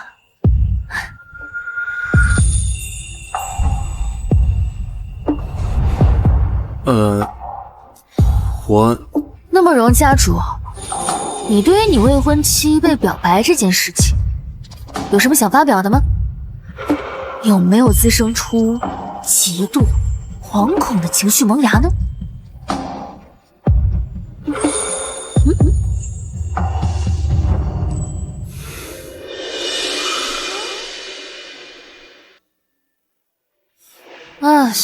算了，胆小鬼，肯定没什么想说的，我先去休息了。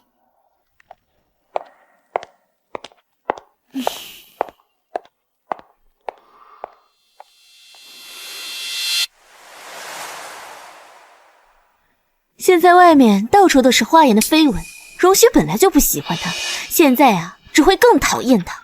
他们俩解除婚约，势在必行。到时候你就能如愿嫁给荣旭。到时候家主夫人可就是我，所有人见了我都得毕恭毕敬。我现在就回去准备准备，到时候一定惊艳四座。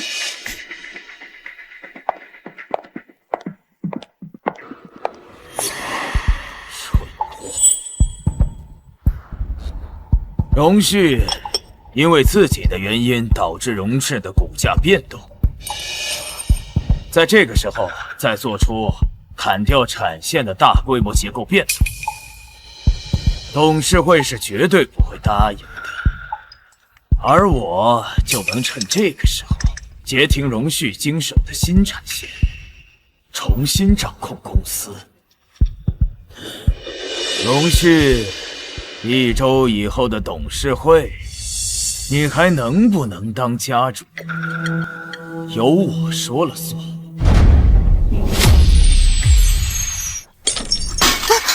荣旭，你什么意思？是不是不想过了啊？怎么了呀？这是？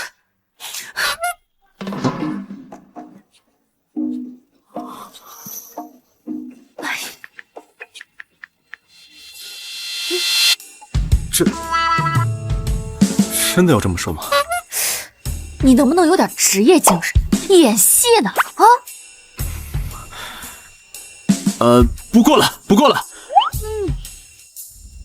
荣旭，就因为我让你失了面子，你就要赶尽杀绝，是不是啊？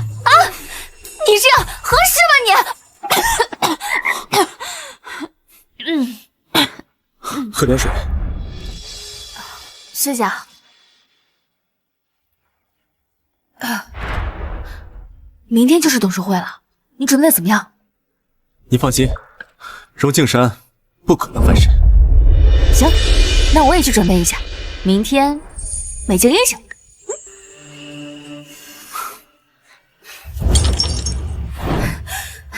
好，荣旭，那就听你的，不过就不过，明天我们就去退婚。哼！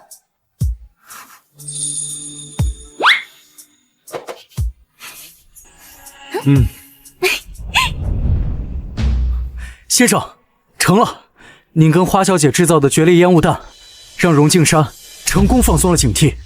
我们的人渗透到他们的核心团队里，明天一定能让他翻不了身。好，让保护花颜的人绝对不能放松。明天要确保花颜安全到达公司。哦，还有，不能让荣敬山狗急跳墙。您都嘱咐了800遍了，绝对不能放松警惕。明白。但是先生，既然您这么担心花小姐，为什么还要答应她，让她参与到您一直以来的计划里呢？她是荣家一份子。等您解决了荣家那些有异心的人，彻底把荣家掌握在手心里之后，您再对她表达爱意，就不会再让她有危险了，对吧？没错。先生，您之前都不会理会我这些调侃的，今天竟然……我生在荣家，虽然多有禁锢，但是因为无欲无求，一向也是游刃有余。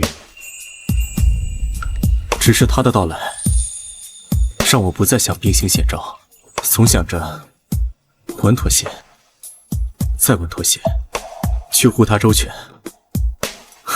但实际上，他是能够与我并肩前行的人。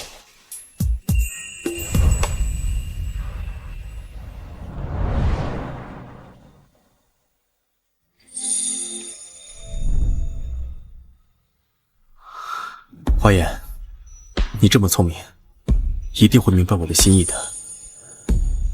等明天一切都结束的时候，我就会告诉你，你一直想要的那个答案。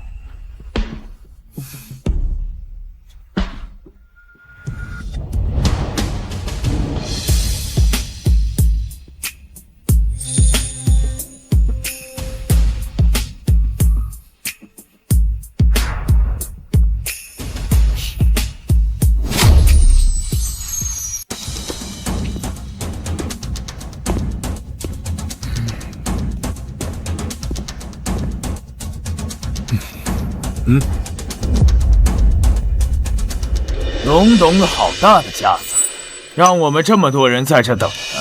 会议时间提前定好的就是9点，现在刚好9点。今天跟大家召开董事会的目的是有2件事情。第一件是全面裁撤荣氏冗余旧产线，加大智能科技产线的投入。荒唐！你知道你裁的是什么吗？你裁的可是荣氏发家的根基产线，你怎么想的？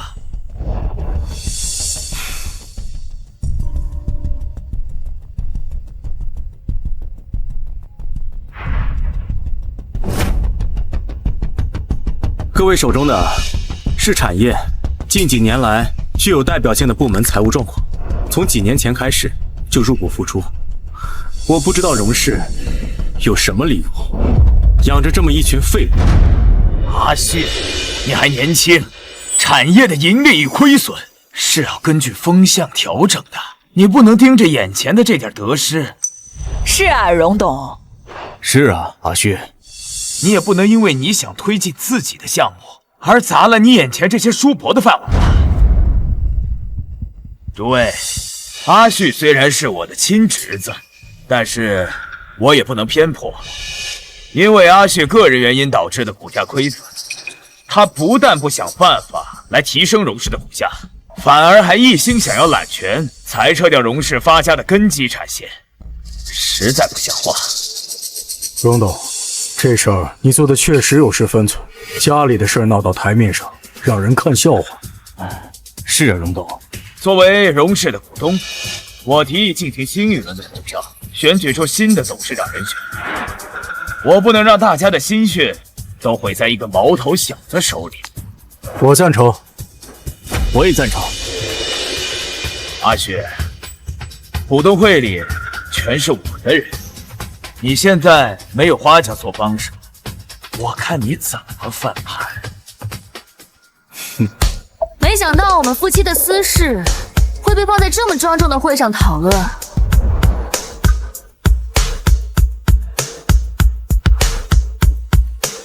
在演戏，根本就没学历。冒昧参会，实在是我一个本分的小女子，背不了这么大一口锅。什么意思？荣二爷，您身边的人没有告诉您，荣氏股票波动是因为荣旭带头牵领的智能科技产线开项，股民信心大增，导致了股票涨停。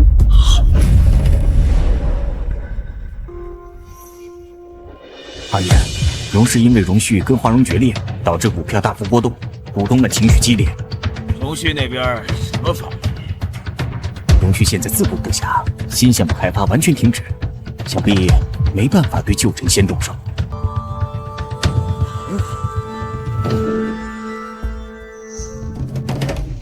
你背叛我！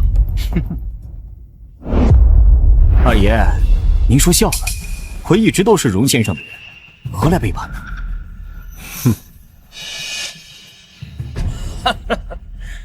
好。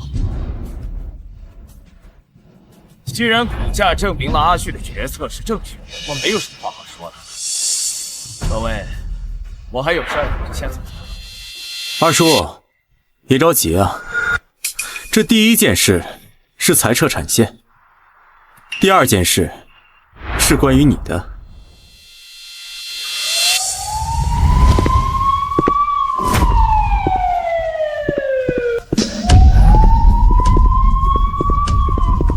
荣敬山先生，你涉嫌利用职务非法侵占公司财产、谋取暴利等多项犯罪行为，请您跟我们回去接受调查。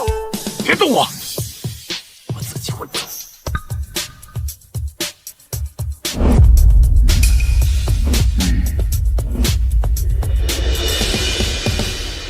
各位，今天对于裁撤产线的事情，可还有异议？没有的话，就散会吧。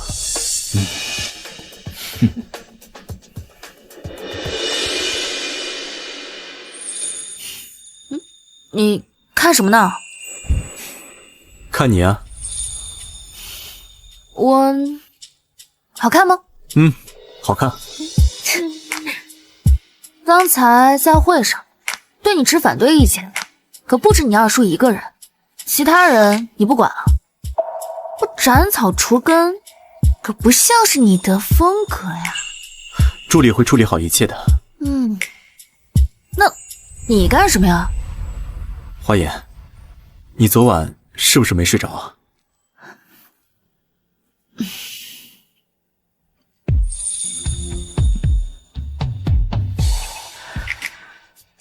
花颜，我想说，我相信阿旭，我们都让花颜给骗了，他一直在演戏。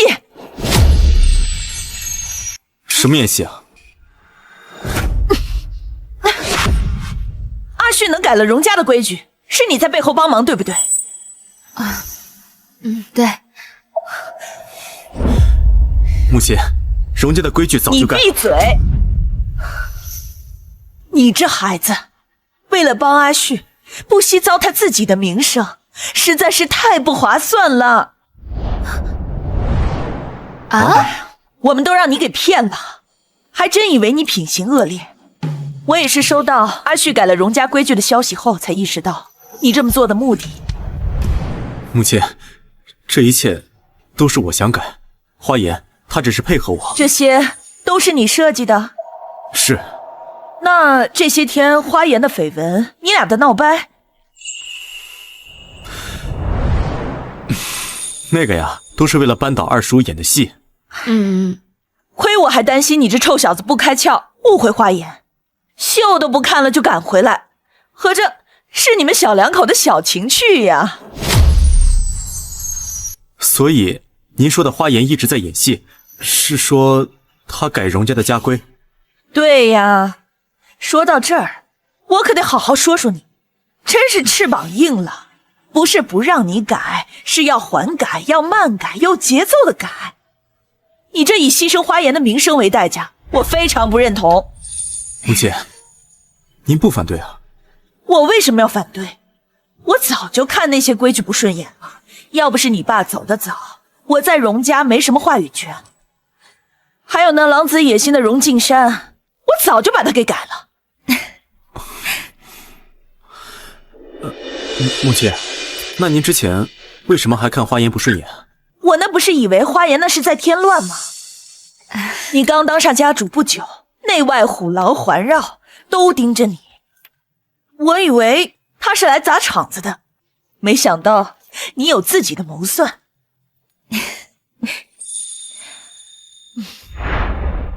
花颜，你是个有本事的孩子，但怎么能糟蹋自己的名声去陪他胡闹呢？女孩子想要在这个社会上立足，本就诸多坎坷，你这不是断了自己的后路吗？阿姨，我不在乎那些。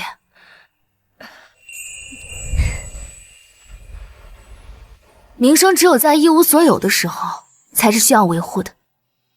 当站在权力顶峰，自然会有人替你赚血。先生，因为二爷早期滥用职权，在核心岗位安插自己的人，向下渗透较多，所以现在职位空缺也比较多。人力资源部门已经在加班加点补位了。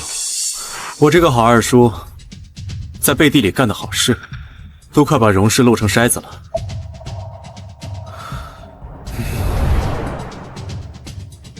职位替补人员选择要慎重，我不希望再出现之前的情况。明白，这是核心岗位替补人员的资料以及背调结果。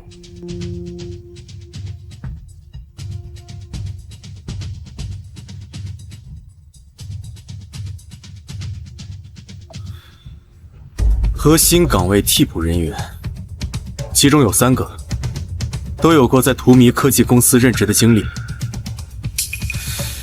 这个图迷科技到底有什么来头？我正要向您汇报，这个图迷科技非常神秘，是这2年才在荣城异军突起的。背后的控股人据说是荣城本地人，但还没有充分证据证明。让手下的人多注意这个图迷公司。好，那这3个候选人留下来。是。我们的人已经顺利进入荣氏，只是想要进入核心圈层还需要时间。不着急，图迷科技已经低调了这么久，不差这一会儿。荣氏内部大洗牌，给了我们安插人手的机会，只是我不明白，为什么要让其中3人各地表明曾任职于图迷科技里？以荣旭的手段，会连区区几个职员的背景都查不出来吗？越是藏，越是会引起他的怀疑。不如真假参半，大大方方的显露，反而能打消部分怀疑。让他们不用着急，荣氏本来就是最难啃的骨头，我们有时间慢慢来。好。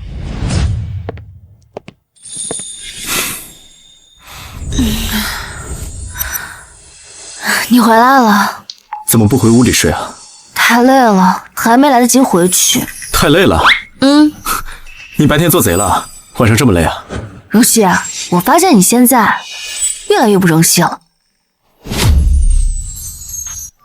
为什么？你现在花里花气，要不你改个姓得了？姓花？行，那以后啊，整个荣城都跟你改名叫花城吧。我终有此意。看来你白天真是累坏了，现在都开始胡言胡语了。我给你按摩一下吧，转过去。荣旭，你知道我最近在干什么吗？在干什么呀？在玩一个游戏。什么游戏啊？需要我收购了再帮你开个后门吗？剧本杀游戏，讲述的是一个王朝更迭的故事。玩家呢需要带入朝中的一个身份，有皇帝、权臣等等。玩家当中还有一个隐藏的颠覆者，结局是要么保住王朝，要么彻底推翻它，建立新的秩序。那你是什么身份？权臣还是世家小姐？我选择的是医女，是那个隐藏的颠覆者。医女？医女怎么颠覆王朝啊？既没有兵权，也没有财权。就因为他们没有权，所以才没人防着呀，才更好动手。哦，那说来听听。医女可以接近皇帝，给全程诊脉，甚至可以出入后宫。她不需要舞刀弄枪，只需要给皇帝的药里加入一味慢药，让他日渐昏困，给全程的药材中改一味药材，让他与政敌产生嫌隙，再给后宫的嫔妃吹一点枕边风，就可以让整个朝堂人心惶惶。哦，那你这个颠覆者最后成功了吗？游戏还没玩完呢，下次带你一起玩，但是你可千万别选皇帝啊，太容易被我毒死。你舍得毒死我吗？我怎么会舍得毒死你呢？但是要遵守游戏规则，不毒死你这个皇帝的话，我还怎么颠覆朝野？原来你这么狠心。说一个野仙家狠心，我会觉得你是在夸奖我。荣旭，你会选择当这个皇帝吗？医女大人，我们真的要在这个时候讨论当不当皇帝这个问题吗？如果我当皇帝，我也是那个从此君王不早朝的昏君。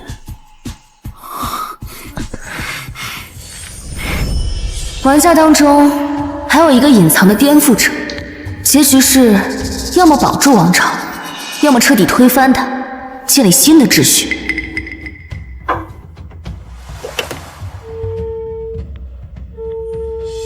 顾晨，进来一下。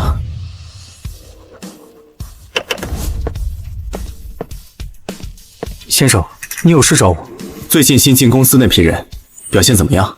一切正常，几个核心部门的储备人员考核成绩都很优异，考察期后可以安排他们进核心部门任职。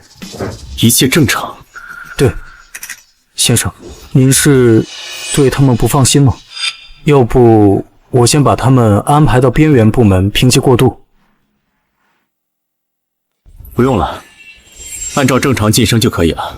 另外，密切关注那3个在图迷科技有过任职经历的人。好，我会安排专人跟进的。还有啊，再加派一批人，跟进所有荣城与图迷科技合作的项目，务必要挖出他们的实际控制人。是。霍言，你凭什么打我？别以为你进了荣家就可以在花家作威作福，你别忘了你们还没有结婚呢。怎么，打你我还需要挑日子吗？别以为你之前干的那些破事没人知道。我告诉你，就算我现在还没有正式嫁入荣家，那我也是花家的正牌大小姐。这男人都是3分钟热度，等到时候荣旭玩腻了，看你这个花家正牌大小姐还怎么嚣张。哟，你这是在诅咒花家和荣家的关系迟早破裂呀！呵呵，你可真是爸爸的好女儿啊！你胡说什么？我不是这个意思，爸爸，我不是这个意思。我看你就只是把自己的心里话说出来了而已。你闭嘴！哎呀，好了好了好了，别吵了。你看看你们，哪儿还有一点淑女的样子？哎呦，爸，是花言他先找事的。哎呀，你闭嘴吧！快回屋去，好好反省反省。哼！依呀，月月还小，你不要跟他计较。爸爸答应你，日后啊一定会对他严加管束。希望您说到做到。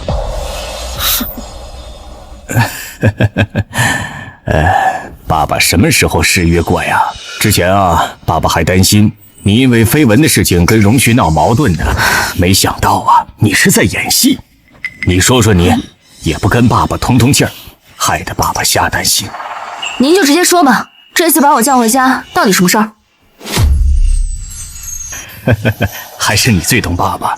那我就直说了，花甲虽然是进入了荣家的新项目，但始终在外围打转，接触不到核心的内容。所以，你到底给了他什么东西啊？哦，新开发的科技智能项目合作书。你疯了！你放这么一个祸害，进去惹你大局。给都给了，我自有分寸。确实有分寸。你跟荣旭感情那么好，替爸爸说几句好话。爸，我虽然和荣旭的感情好，但上次因为妹妹那件事情，在荣家人的眼里，您根本就不喜欢我，他们还想着让我断了和花家的关系呢。荒唐！你是花家的女儿，哪能说断就断的？哎呀，爸，我也不想啊。可是我既做不了荣家的主，也做不了花家的主。但是想靠着我去维系好荣家和花家的感情的话，这属实有点困难。那你想怎么办呀？爸爸，这不是我想干什么，而是您怎么想。如果呢，我是以拥有花家的股份、花家受宠的女儿的身份进入荣家的话，那花家和荣家的关系自然就不需要用那异变的感情去维系了。您觉得呢？花言毕竟是花家人，维护好跟他的关系，让花家跟荣家绑定的深一点。即使以后荣旭厌弃了花言，但是跟荣家的合作是实打实的，割舍不断的。嘿嘿，是爸爸疏忽了。这样，爸爸明天就让律师起草一份股权转让协议，怎么样？那就谢谢爸爸了，我还有事儿，我就先走了。啊，爸，你居然给花言股份！小孩子家懂什么？我不管，你给了他股份，那我也要。我们两个人不和，人尽皆知。你只给他不给我，会被嘲笑的。胡闹！股份是让你们姐妹斗气的东西吗？爸，花言因为您出轨导致他母亲自杀的事情，早就恨透了你。他怎么可能跟你一条心？你给他股份，不怕他反咬你一口吗？花月说的不是没有道理，花言对我的态度一直是捉摸不透。他那么聪明，万一哪天知道了他妈妈根本就不是自杀，势必会恨上我。但是不给股份，现在就没办法跟荣家绑定。爸，您只要把股份给了我，你想让我干什么我就干什么，我肯定比花言听话。给他股份，让他跟王家联姻，王家也能算作我的保障。就算花言知道了真相，王家肯定不会反水，毕竟当年的事，王家也参与了。哎呦，爸爸！好，给他也给你。谢谢爸爸，就知道你对我最好。月月呀，股份也不是白给的。您这是什么意思？你呀，也到了适婚的年纪了。爸爸给你物色了一门亲事，对方呢是王家的长孙。这王家呢，在荣城的根基是很厚的，你嫁过去啊，不会受委屈的。爸爸，谁不知道王家的长孙是个只会吃喝嫖赌的废物？你让我嫁给他？我不嫁。这王家呀，在荣城的声势是大不如前，但是他在荣城的人脉是盘根错节。那个王上再不济，他也是王家名正言顺的继承人。你嫁过去，不但能拿到股份，也能帮衬家里，这是你身为花家女儿的责任。可是我……哎，好了，你的身份毕竟名不正言不顺，嫁到王家也算是高攀了。你呀，要明白爸爸的苦心。好了，爸爸明天就起草股权转让协议。这些天呢，你要安分点儿，不要再给爸爸惹事了。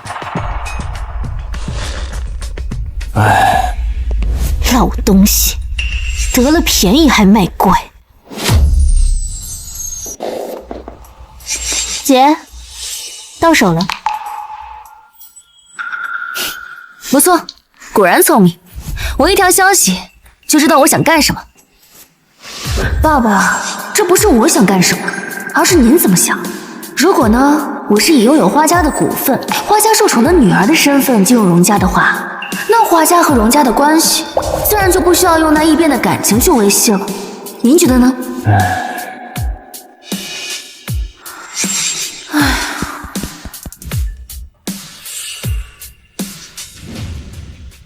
这样，爸爸明天就让律师起草一份股权转让协议，怎么样？那是从创立荼蘼科技，再到跟荣旭订婚，搞垮荣敬山，我跟姐姐都并肩那么久了，这点默契还是有的。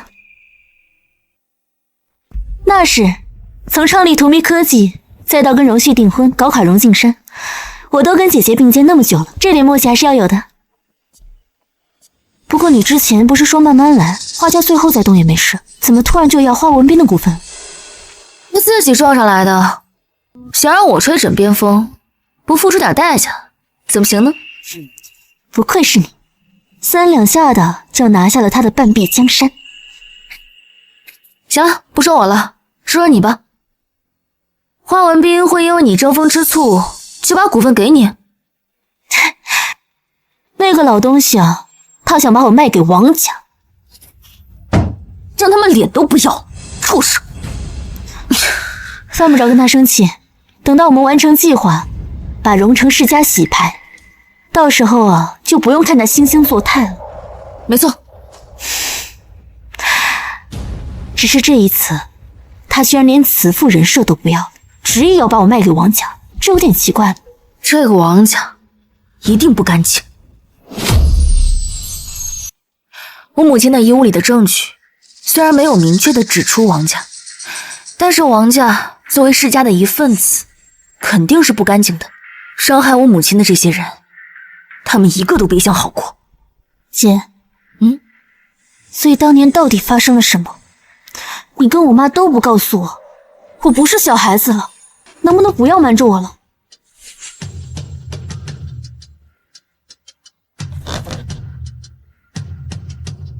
小月，当年的事情，是我对不起你和月姨。陆小姐，我不知道文斌他有家室，他跟我说他是未婚，我又有了月月，我才跟他回来的。我真的不是有意要破坏你的家庭，对不起，我现在就去带着孩子离开。慢着，秦小姐，你现在还有工作吗？没有，自从怀孕后，花文斌就让我把工作辞了，安心养胎。既然现在没有工作，就留下吧，至少保证孩子的安稳生活。你不怪我，你也是受害者，我该怪的难道不是在背后隐身的男人吗？花文斌的德行，我比谁都清楚。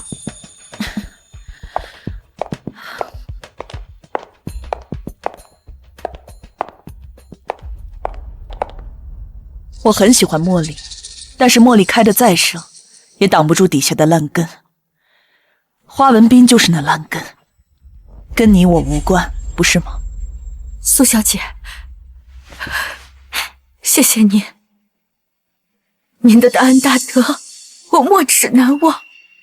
不用感谢我，我还不知道这样留下你，会不会害了你。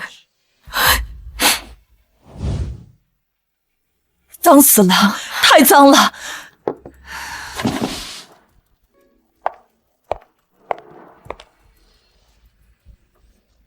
真是太脏了！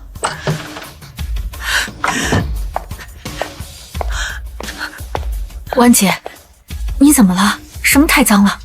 小月，婉姐，你怎么了？什么太脏了？小月，我拜托你一件事好不好？婉姐，你说，这些世家就是吃人的泥潭，一旦踏进去，就别想干净着出来。妻子、女儿都会是他们交易的物品，他们根本不把人当人。你带着依依跟月月赶紧走。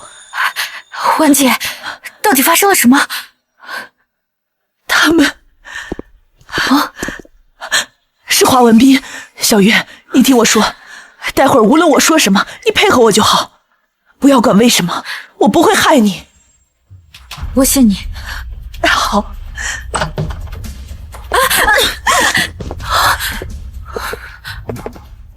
你在干什么？你少在这里假惺惺！你以为我不知道你是什么心思？不过是想取代我成为花家的主母。我告诉你，不可能！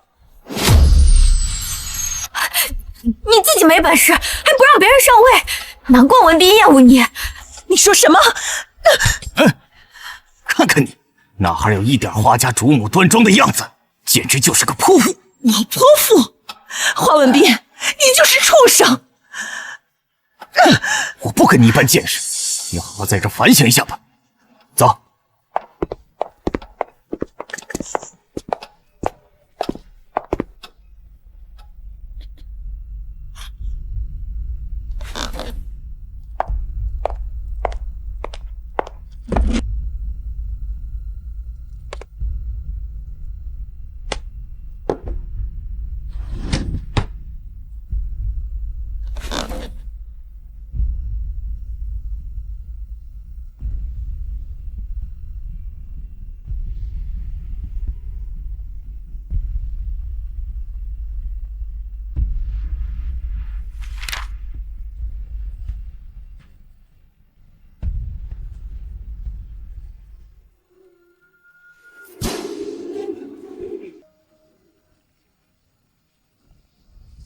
肮脏的东西就应该见一见彼岸花开。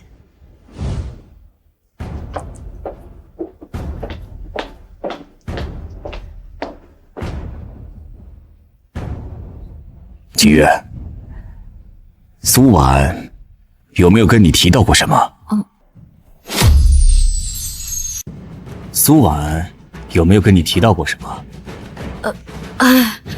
那个疯女人啊，她一直在骂我，插足你们的家庭，跟个泼妇一样。文斌，你什么时候跟她离婚娶我呀？放心吧，她碍事的时候不多了。这什么意思啊？没什么，时间不早了，你早点休息吧。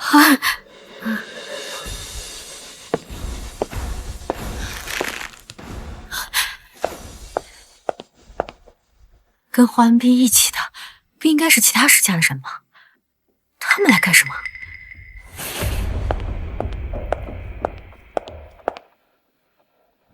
他知道的太多了，不能留了。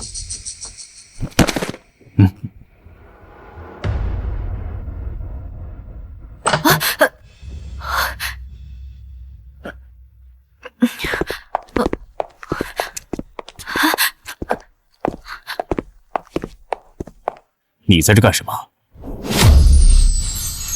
你在这干什么？我是看你带朋友回来，想着问问需不需要帮忙准备一下晚餐。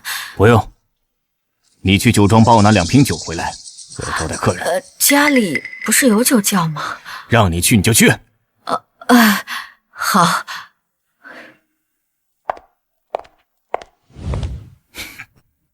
放心吧，他碍事的时候不多了，他知道的太多了，不能留。不好，晚间有危险。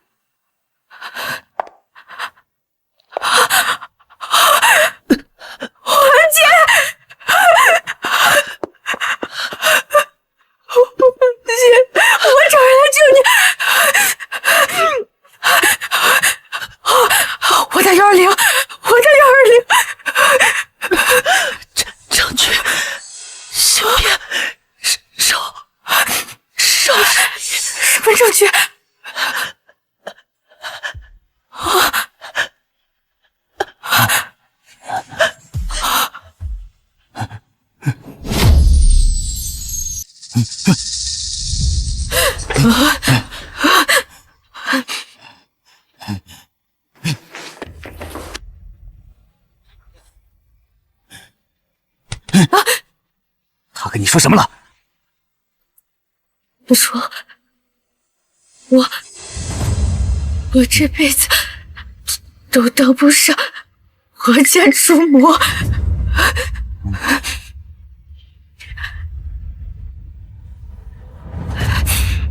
我跟他说，我要跟他离婚，娶你。他一时想不开，就跳楼了。来，起来。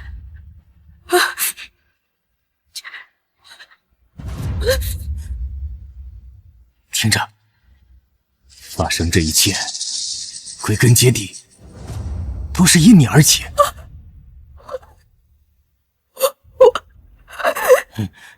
不过我不怪你，你只安分守己的，好好的过日子，我们就当什么都没发生过，好吗？好。走。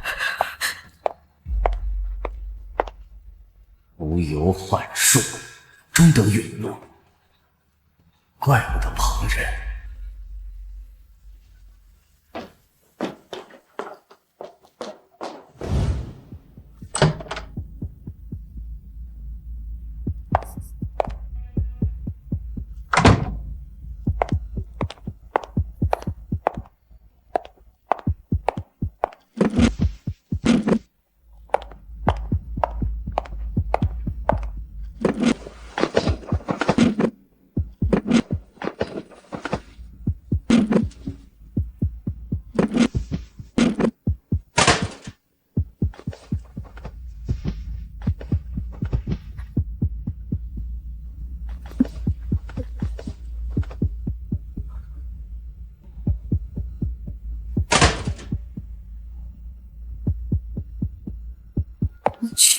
芯片，手势里，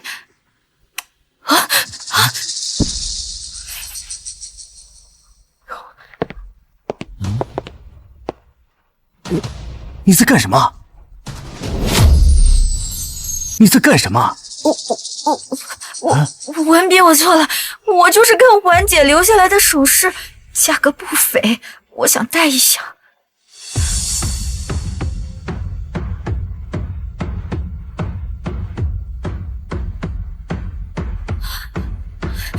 死人的东西，你也不嫌晦气。明天我让人给你送副新的来，你就踏实的在家里待着吧。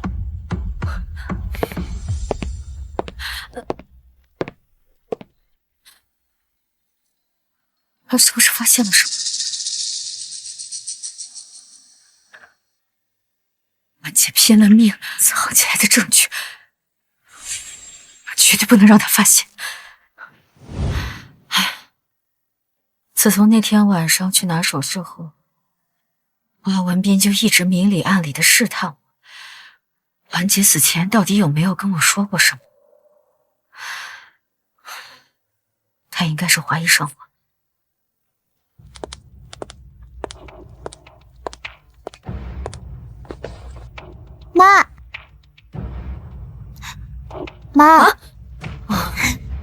妈，你叫我回来干什么？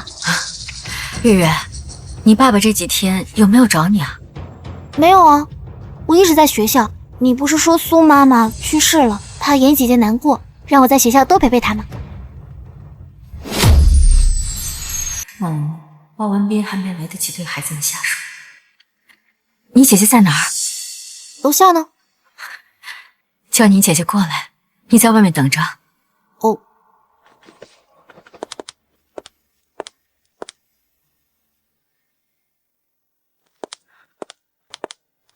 月姨，您找我是有什么事情吗？依依，过来，月姨有2句话要跟你交代。好孩子，月姨知道，婉姐去世以后，你一定会很难过。最近外面的人都说，都是因为我，你妈妈才跳楼的。你会怪月姨吗？月姨，这不关你的事。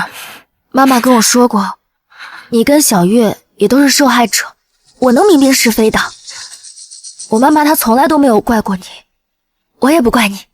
婉姐是个很好的人，她把你教养的也很好。月姨，我觉得我妈是肯定不会自杀的，她肯定是发现了什么，然后被人杀害的。月姨，看您的反应，我就知道我猜的肯定没错，您一定知道些什么，对吧？你真的很聪明。一群畜生，我知道的也就只有这么多。好孩子，你是个聪明的孩子，一定懂得韬光养晦。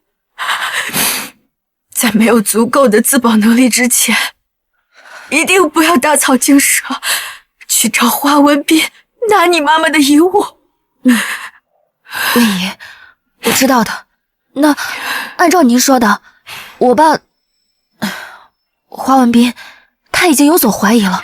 如果我们不打消他继续查下去的念头的话，那我们都会没有活路的。这件事儿，我自有办法。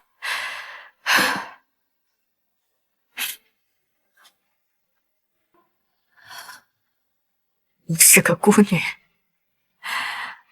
自从被花文斌哄骗后，也没了工作，只能迂腐于他。这张卡是你妈妈这些年明里暗里对我的帮助，现在我把它交给你。月姨，这我不能要。你拿着。你要想帮你妈妈报仇，就必须得有你自己的势力。这些原本也是你妈妈的。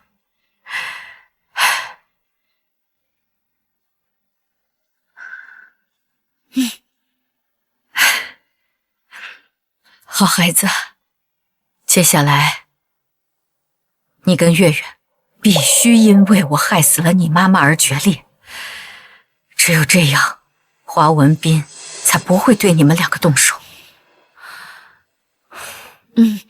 我明白。那您呢？我明白。那您呢？我已经想好了打消花文斌怀疑的办法了，你不用为我担心。去帮我把月月叫过来吧，我有几句话要嘱咐她。好。依依，月姨，您还有什么事情吗？花月遗传了我，脑子没你聪明。以后要是在学校有什么做的不好的地方，你多担待一点，帮帮她。月姨，您放心，小月她是我妹妹，我一定会照顾好她的。有你这句话，月姨就放心了。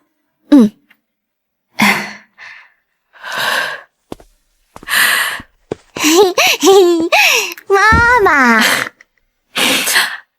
月月，接下来妈妈说的每一句话，你一定要死死的记在心里，知道吗？妈，你这是怎么了？你别管，你只要牢牢记住我说的话，知道吗？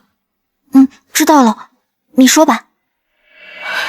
保护好花颜，辅佐他，但是在明面上要让所有人都认为你们已经决裂了。你讨厌他，因为他你只能做私生女。为什么呀？为什么呀？你别管那么多。哦，行吧。那你呢？妈妈有一些事情要做，只有这样才能保护好你们两个。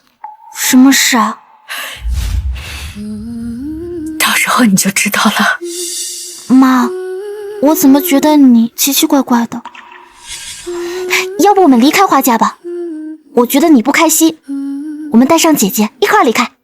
傻孩子，说什么话？我们走不掉的。妈，你说什么？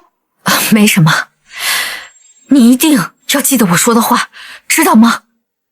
知道了。妈，学校还有事儿呢，我得跟姐姐一块回去了。以后不能再叫姐姐了，我说的话你记住了吗？记住了，记住了。那我先走了。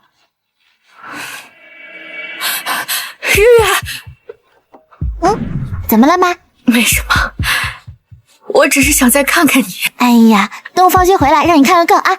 再来。婉姐，我是你死亡的见证者，只有我死了，华文斌才会放心，不再调查我们。你藏起来的东西也不会被他找到。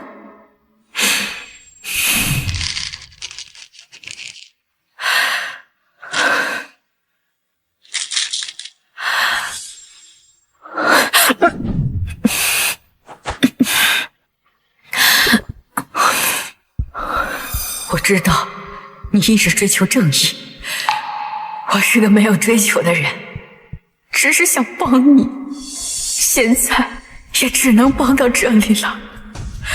我抛下孩子们来找你，你可千万不要怪我呀！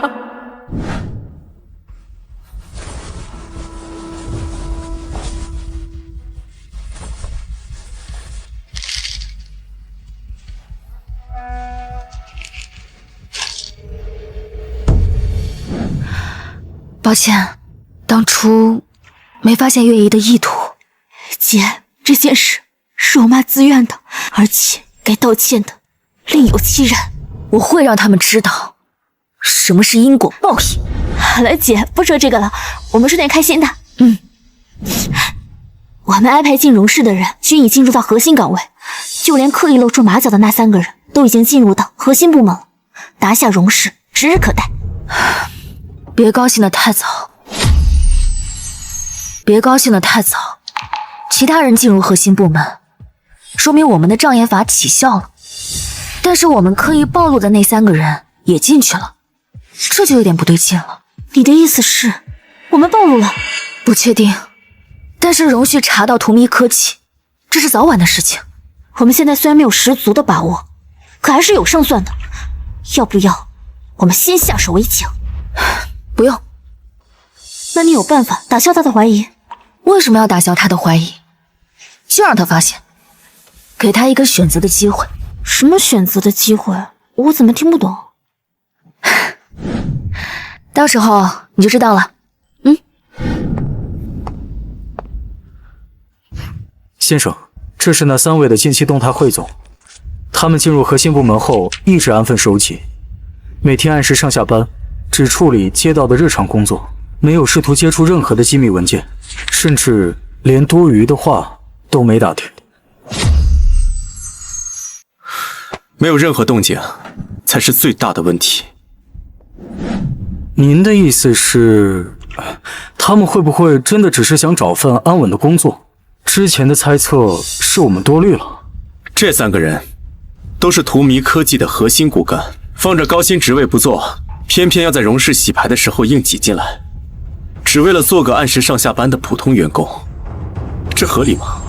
他们越是隐忍，就说明他们背后的人城府越深，目标也就越不简单。原来您从一开始就不相信他们。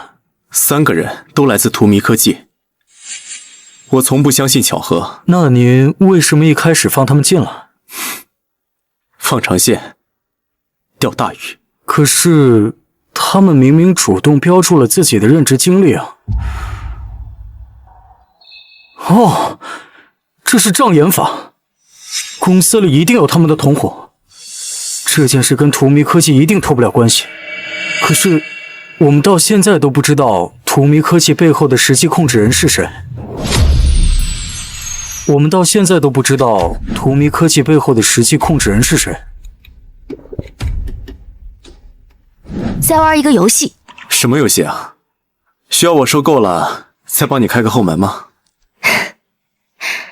剧本杀游戏，讲述的是一个王朝更迭的故事。玩家呢，需要带入朝中的一个身份，有皇帝、权臣等等。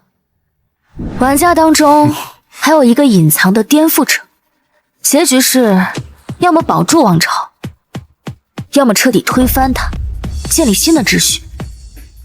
那你是什么身份？权臣还是世家小姐啊？我选择的是医女，是那个隐藏的颠覆者。医女的隐忍，颠覆者的目标，荼蘼科技的崛起。停止追查荼蘼科技的法人，现在去查花颜，查他跟荼蘼科技的关系。先生，您怀疑花小姐？这不可能吧？花小姐她……按我说的做，查仔细点，不要惊动任何人。是。怎么了？公司出什么事情了吗？怎么从回来就魂不守舍的？啊，那个上次剧本杀游戏，所谓的医女颠覆者，最后是怎么收场的？怎么？难道荣总也想玩？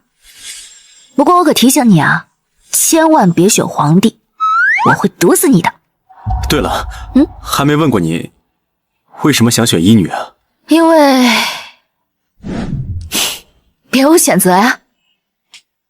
你要是也想玩的话，千万要记得，别选皇帝。依依，我们什么时候结婚啊？啊，我是想着，都已经订婚这么久了，也该结婚了。哦，结婚也不是不可以，但是得等到我玩完这个剧本杀游戏。我吃好了，先去忙了。依依，我们会结婚的，对吗？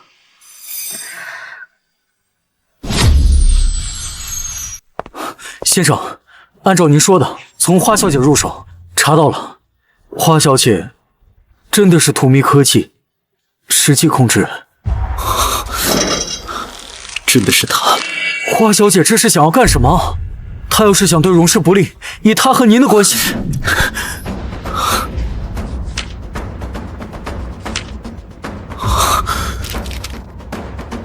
她不是要对荣氏不利，她是要洗牌荣城，当那个医女颠覆者，建立新规则。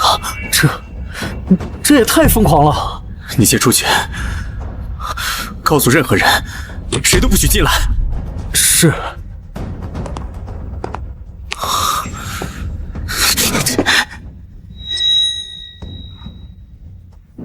把这个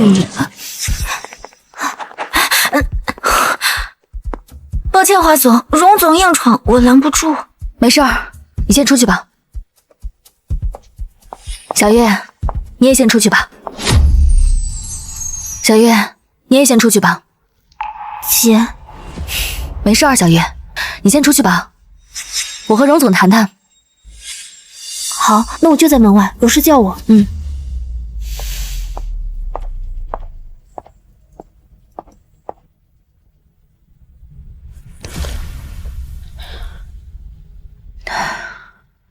看来你已经都知道了。不是你故意让我知道的吗？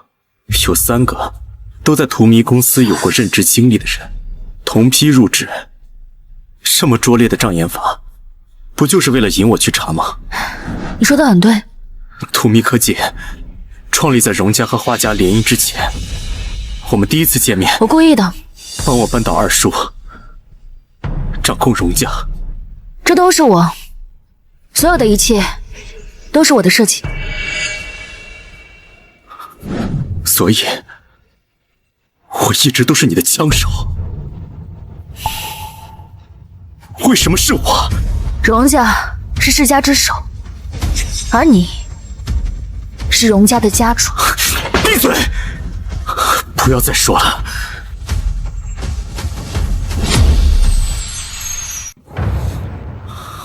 花言，有种。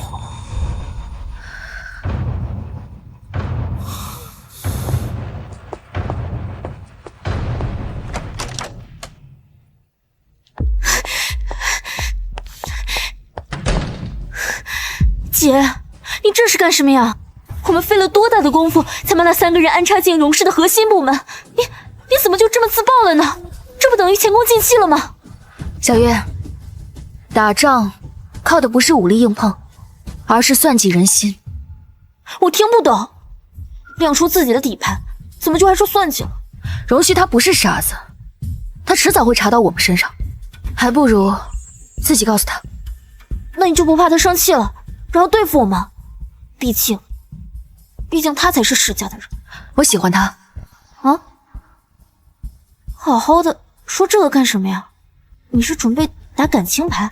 但我们的开始是彼此利用，我希望我们能有一个新的开始。可我们不是要洗牌世家吗？不冲突，我喜欢他和颠覆世家并不冲突，这一切都看他自己的选择。看他是想当那个被颠覆的旧王朝，还是改变新规则的同路人。那他要是选择站在世家那边，毕竟荣家是世家之首，他不可能轻易放弃。那我就不喜欢他了呗，反正不同路的人注定不会走到一起。你能放下吗？你之前跟他在一块的时候看得出来，你是真的开心。爱情本来就是虚无缥缈的，我有比爱情更重要的事情要做。报仇，掀翻这些恶心的规则。就算他最后没有选择我，我也留有后手。真是冷静到可怕的女人，不愧是我姐。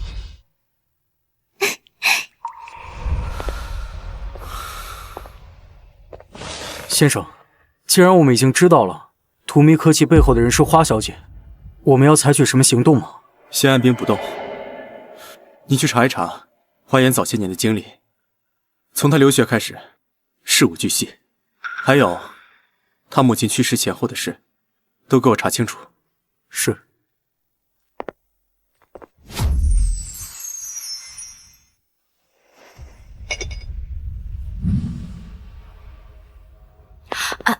家主，您回来了，晚饭热在锅里，我去给您端出来。屋里为什么不开灯啊？花颜呢？是花小姐今天下午回来收拾了行李，说是您可能不想看见她，就先搬走了。不过她特意叮嘱我跟您说，您要是有什么需要帮忙的，可以随时联系她。家主，您跟花小姐是吵架了吗？您别怪我多嘴，我都看在眼里，您跟花小姐是真心喜欢彼此的，有什么话都好好说，千万别冲动啊。行了，你先下去休息吧。是。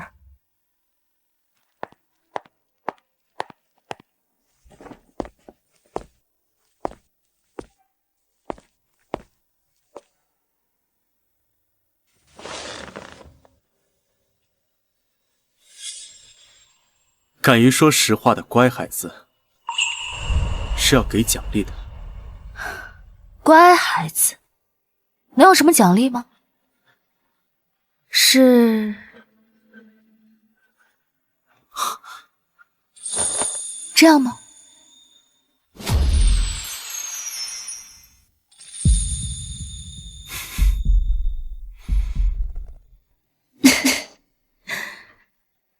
你这个人还挺有趣的，等本小姐退了婚，不来找你的。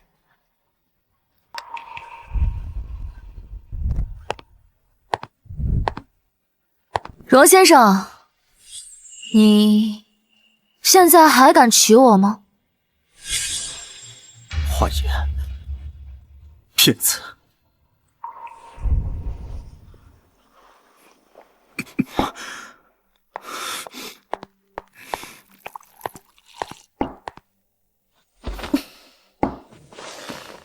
阿旭，你这是怎么了？喝这么多酒？母亲，我好像犯了错，我爱上了一个骗子。下去吧。是花颜吗？您知道，除了他，还有谁让你这么伤心过？我自己的儿子自己还不了解，仓库里那些花茶不是你吩咐让人换的，你从来不信任何人，却把扳倒你二叔的计划告诉了他，这不是爱是什么？可是他骗了我。从我认识他开始，一切都是他设计的。阿旭，你问问自己的心，你真的是恨他骗你，还是恨他打破了你所谓的真心？我不知道，我只知道他在利用我，我只是他的一颗棋子。不知道，那就是最清楚的答案了。你对他爱大于恨。既然还爱，就去找他把话说清楚，总比你在这里酗酒强。母亲，你要是知道他做了些什么，你就不会这么说了。他干什么了？不就是想对付那些世家？您知道了，您早就知道了。不算早就知道了，只是隐约猜到了。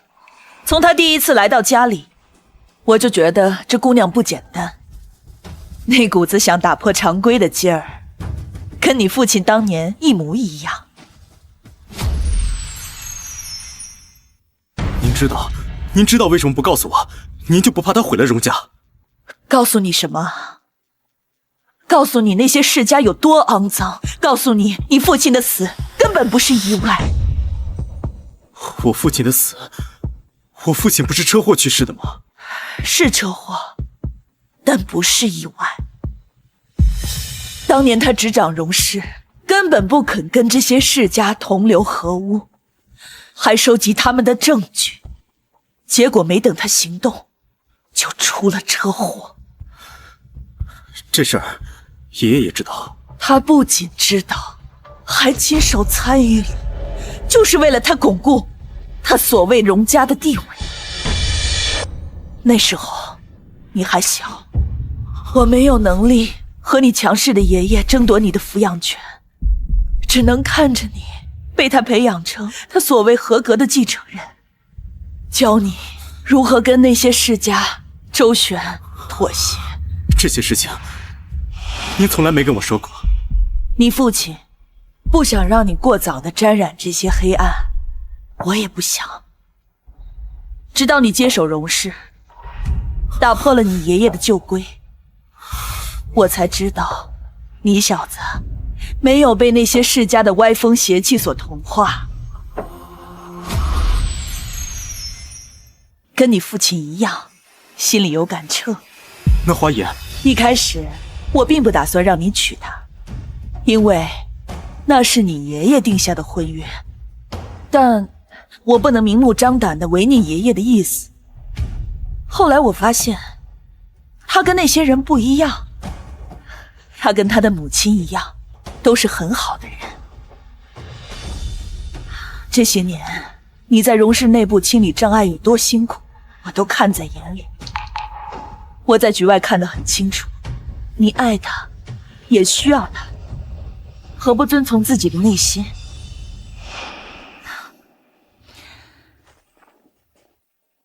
母亲尊重你的选择，但也希望你是发自内心的。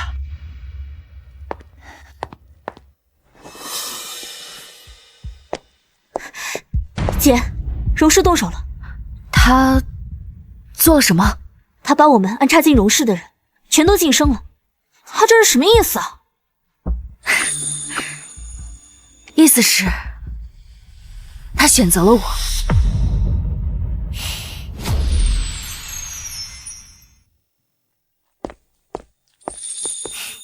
我回来了。谁让你回来的？我妈没跟你说吗？这里不欢迎你。行，那我走。看来是我会错意了，打扰了。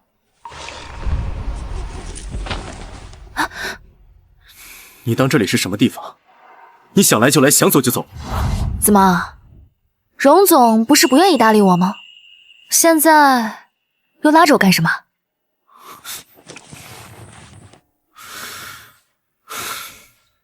你是因为我把你那些人都晋升了，所以才回来的，对不对？要是我没有这么做，你就打算一辈子都不回来了，是不是？是啊。除此之外呢，就没有别的原因了吗？还能因为什么原因啊？花爷，你有没有戏？荣熙啊，其实，在接到你晋升他们的消息之前，我也很紧张。你还会紧张？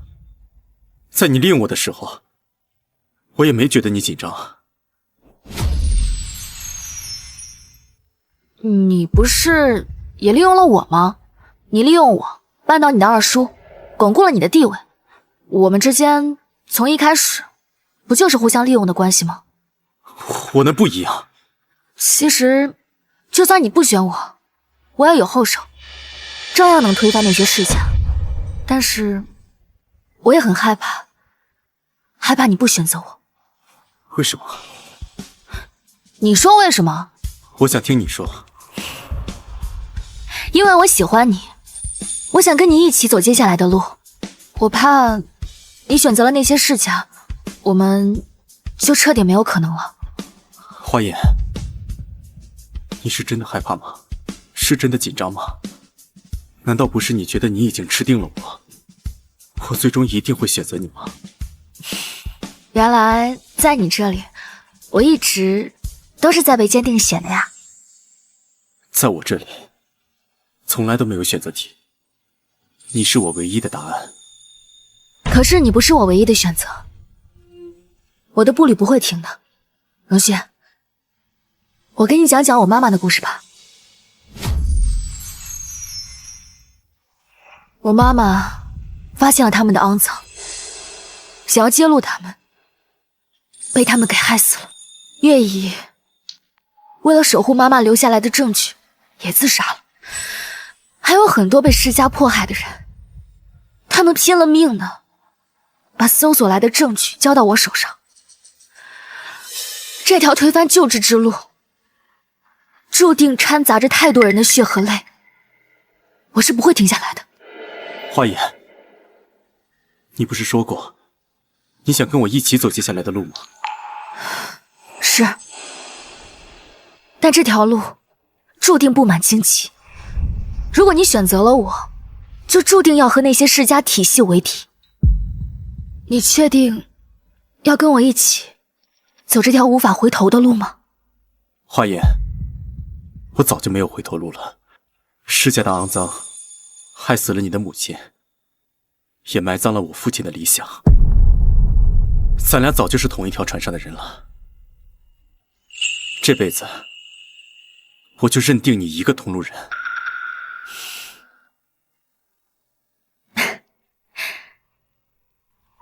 好，那就让我们一起把那些见不得人的东西披露在太阳之下，让荼蘼花开。三叔，这就是你说的，即使我不选你，你也有后手。对，其实三叔跟我妈妈是大学同学，当年也是他帮助我妈妈收集证据的。后来妈妈去世后，也是他帮我开了荼蘼科技。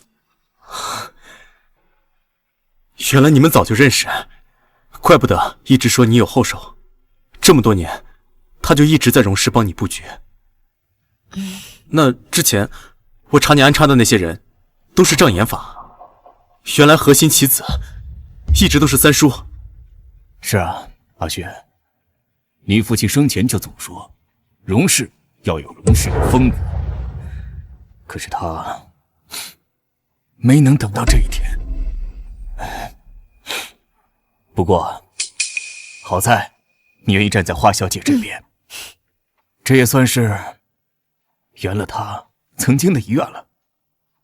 那您跟二叔他嘛，不过就是我摆在台前的靶子，是为了转移你爷爷和那些老狐狸注意力的。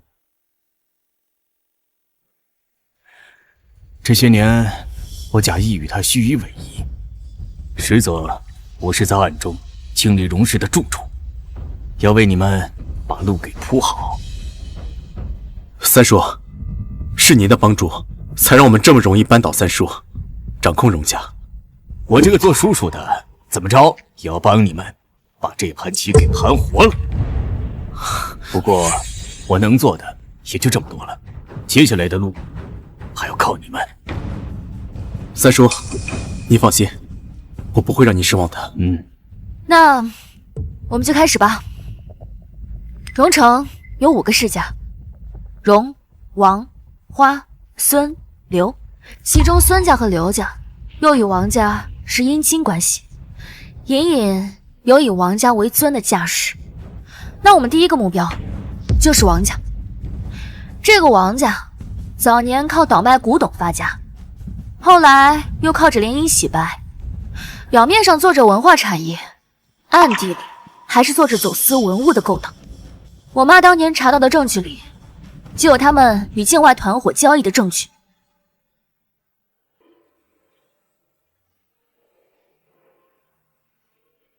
这个是我让人查到的近期王家动向，他们最近在跟一个叫鬼手的境外组织连接，在准备一笔大交易。鬼手，我听过这个组织，听说是专门倒卖被盗的国家级文物，手段狠辣。之前去调查他们的记者都莫名其妙的失踪了。既然他们自己扑上来，那我们就顺水推舟，把他们彻底掀翻。不过王家跟其他几个世家暗中勾结，我们不能贸然行动，得先布个局。你有主意了？我已经让顾晨联系了文物局和警方，只要能拿到他们的交易证据，再加上你母亲之前留下的，就能把他们一次锤死。只是他们肯定会有防备，所以我们需要有人潜入仓库，拍下交易过程。我去，我之前学过侦查和潜入，一定不会被他们发现的。好，那你一定要注意安全，我会派人接应你。明白。那姐，那我干什么呀？你拿着股份回花家，花家需要换一个领头人了。等顾晨拿下王家，孙家和刘家势必会反扑，到时候你需要让花家和荣家站在一起。好，我现在就去。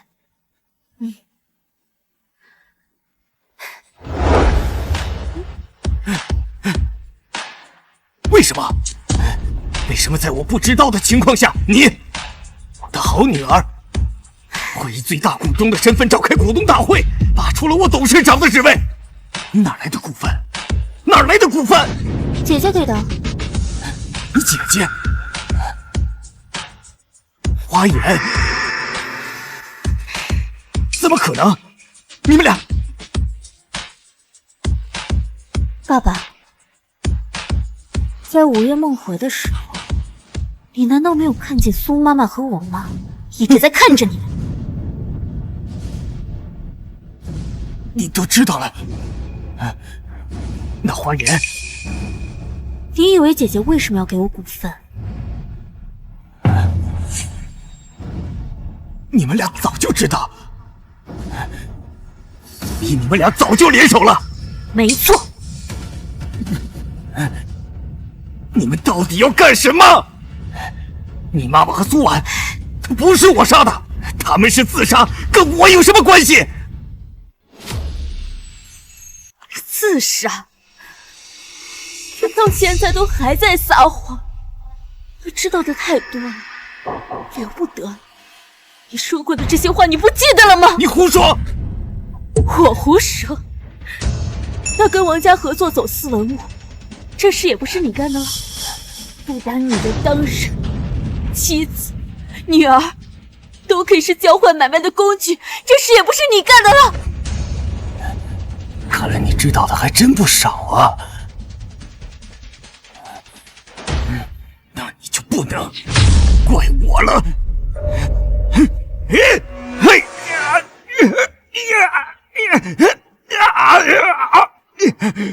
早就知道你是个渣男，我怎么可能对你毫无防备？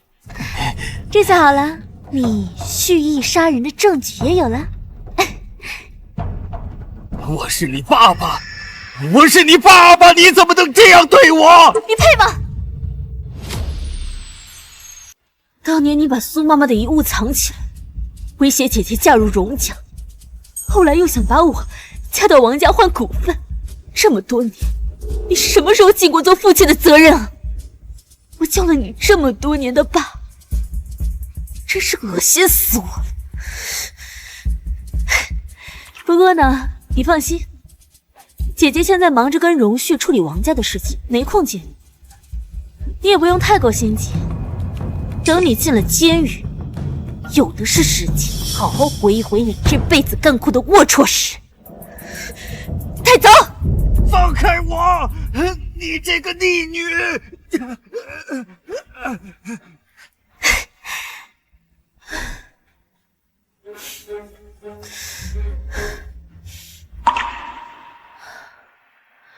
花家那边已经没有问题了，王家那边也得手了。王家倒台的消息立马就会传出。整个荣城的世家圈子里，最慌的应该是孙家和刘家，他们跟王家有30%的资金往来。王家一倒台，他们的现金流已经出现了缺口。我会让荣氏放出消息，文化产业园项目是政府扶持的重点民生工程，有文物局背书，前期投入50亿，后期回报率能够达到40%。刘建业和孙振海都是出了名的贪利，肯定会动心。光是有诱饵可不够，得有双重保险，把王家和刘家还有孙家的资金往来明细匿名发给他们的财务总监，这样他们就会以为我们要对他们动手，反而会急于找到新的资金增长点，主动跳进我们的陷阱。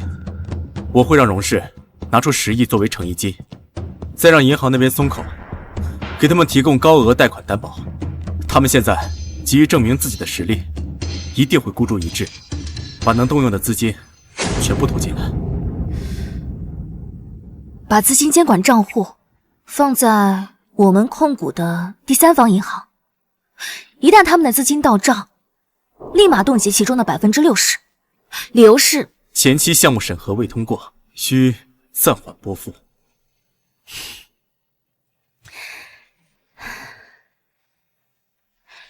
那我可就静待荣总的好消息。华总，是你带来的。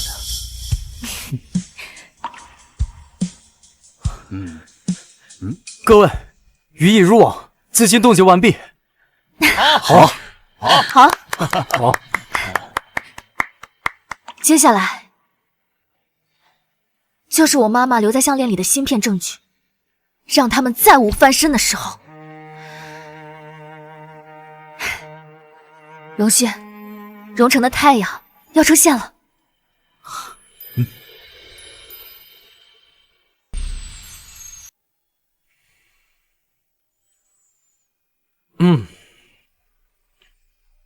先生跟夫人感情很好，我知道，他们之间容不下别人。确实。不要再伤心了，到底想说什么呀？你还是不要再喜欢先生了。这饭可以乱说，话可不能乱讲。我什么时候喜欢人家先生了？那你看到先生和夫人亲密，为什么要伤心啊？我不应该伤心吗？你应该伤心吗？我姐都不属于我了，我难道不应该伤心吗？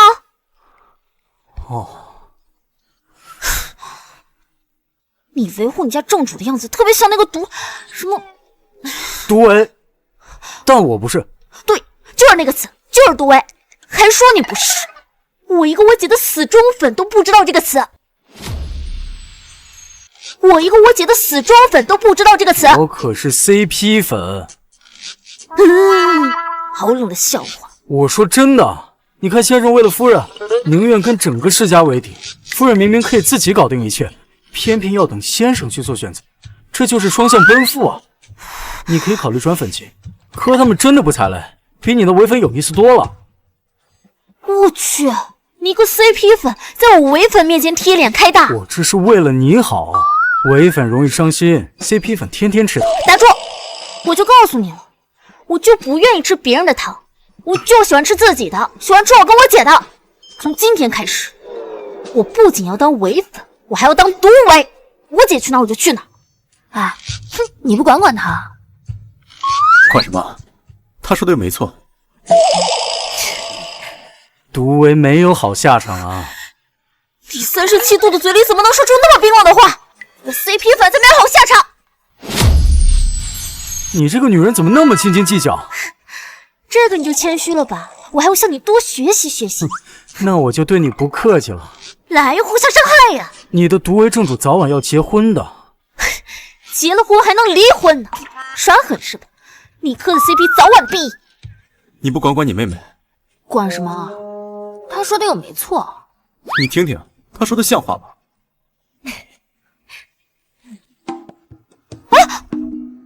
对家正主，放开我姐姐！先生，你放心，我誓死守卫你跟夫人的爱情。好小子，回去给你涨工资。走。放开我的姐姐！会让你见识到毒唯的力量的。哼。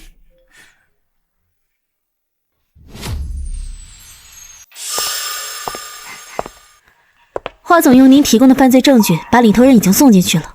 现在整个企业属于群龙无首的状态，刘家和孙家的散布，试图引入外资盘活企业，可是被我们的人发现，切断了供应。接下来你看怎么处理？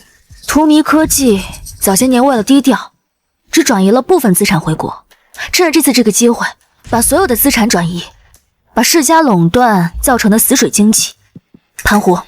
这不等于给世家收拾烂摊子吗？咱们要处理的是脏东西，现在这些东西没了，荣城就不是脏东西了，而是一个能看到花开的地方。好的，你最近也还是要注意一点。图迷科技现在动作太大，花家也归并了回来，免不了有一些人有一些异心，说不定会铤而走险。你出门最好叫保镖陪同，没事的话就与我同行。知道了。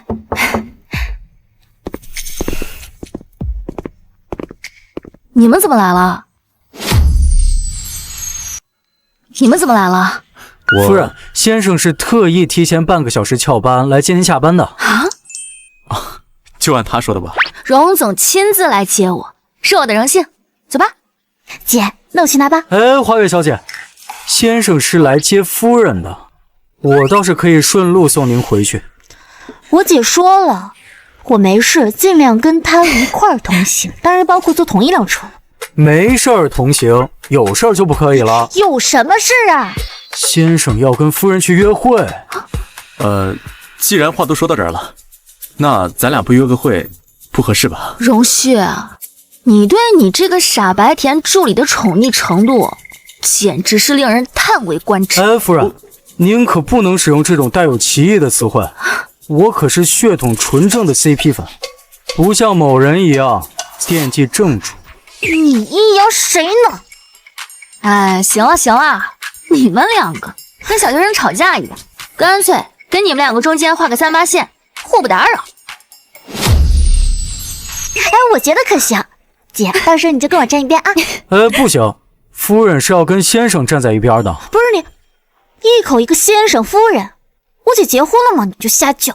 没立场了吧？没话说了吧？对啊，我们好像只是订婚了，还没结婚。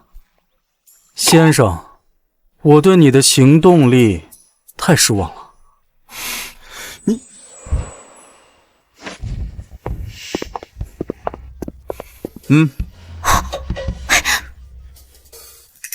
怎么，现在还对我的行动力失望吗？先生，你简直是最好的正主。荣旭，你的助理是你的祖宗吗？怎么他说什么你都听啊？哎，花月小姐，注意你的措辞，有这么跟姐夫说话的吗？姐，真的呀，带着身份证很快就办好了。好，急了。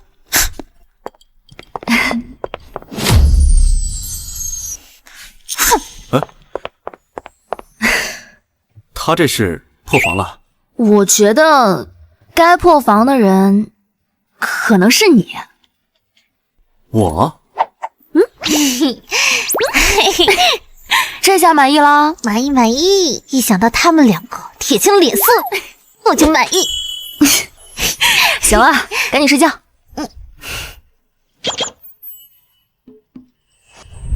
姐夫啊，昨天本来是你们的新婚夜，却被我给搅黄了，你应该不会怪我吧？没事，我们马上就要办婚礼了，到时候再补过。还得是你当我姐夫，心胸这么大度。多谢夸奖。既然姐夫心胸这么大度的话，要不在家里备一个我的房间，我不走啦。这行了，小叶，别开玩笑了。你看你姐夫，吓得连话都不会说了。好吧，那姐你一定要答应我，婚礼的珠宝一定要交给我来设计。知道了，那我走了。这个婚礼场地的布局不错，就是这个风格吧，我不是很喜欢。这不是正在休年假的顾特助吗？怎么这个时候过来了？先生夫人，出事了！怎么了？荣敬山在转移就医途中逃脱了。今天下午3点，他说胸口剧痛，警方按照规定送他去医院做检查。5点护士查房，人就不见了，窗户在外面被人撬开，跑了。看守的人是吃干饭的吗？先生，我已经联系交通部门调取监控，也让安保队封锁了城郊各路口。但荣敬山在荣家潜伏了30年，估计藏了不少暗线，硬搜恐怕会打草惊蛇。不要搜，通知下去，全面封锁消息。就说荣敬山病情恶化，正在医院特护病房进行隔离治疗，每天按时送药，制造假象。好，我们不能再坐以待毙，要主动出击。我知道你想干什么，用我们的婚礼当诱饵，对不对？知我者莫若你。荣敬山这辈子最大的心愿就是荣家的控制权。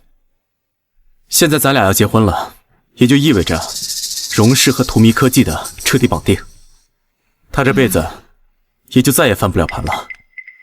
所以婚礼会是他最后的疯狂。那这次我们就彻底了结了他。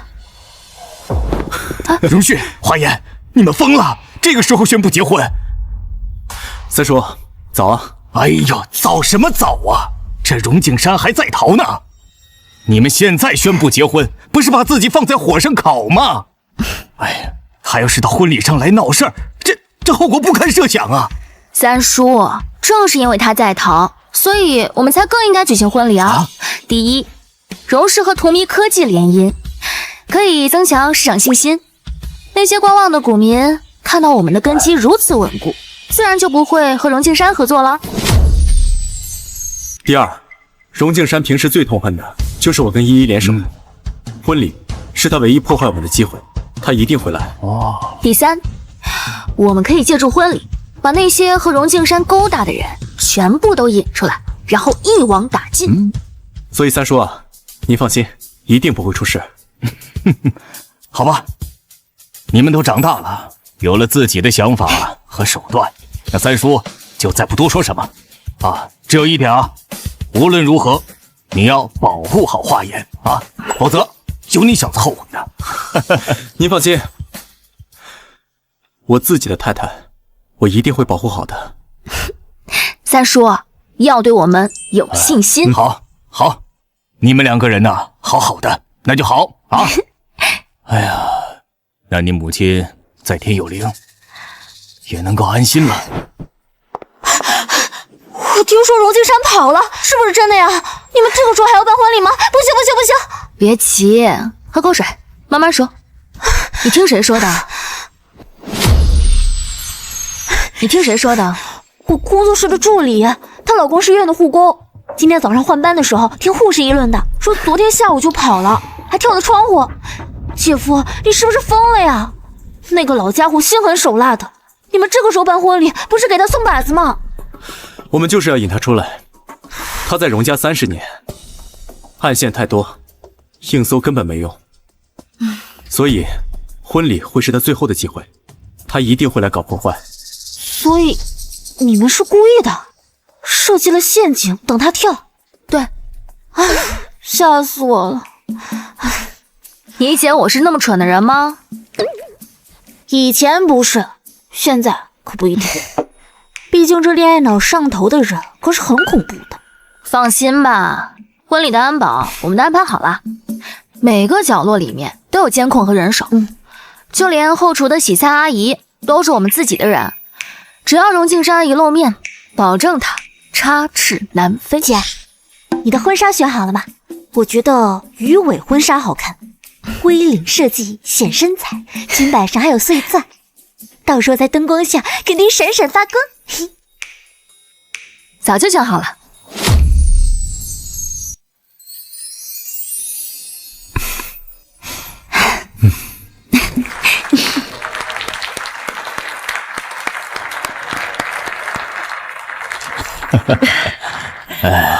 黑色，果然很花眼。怎么，现在不说我不守规矩了？娶你，就是最大的规矩。接下来有请2位新人交换戒指。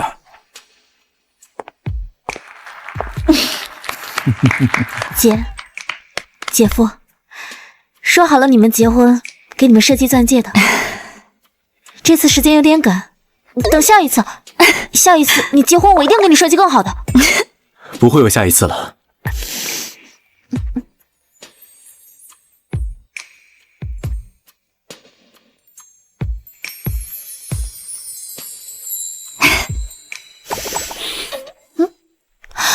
我姐结婚你哭什么？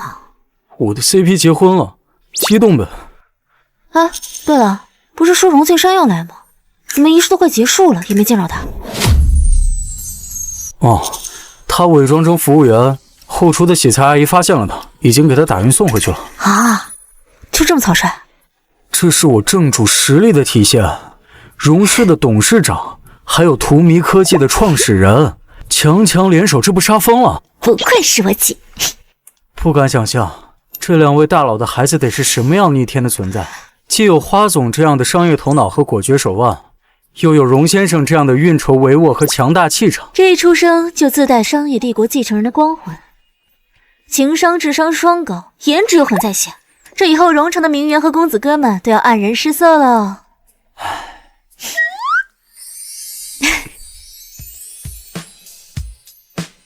荣旭，你知道公司为什么要叫荼蘼吗？为什么？因为荼蘼既是末路之花，也象征着新生。我想和你有个新生。Wherever you go, whatever you do, 너란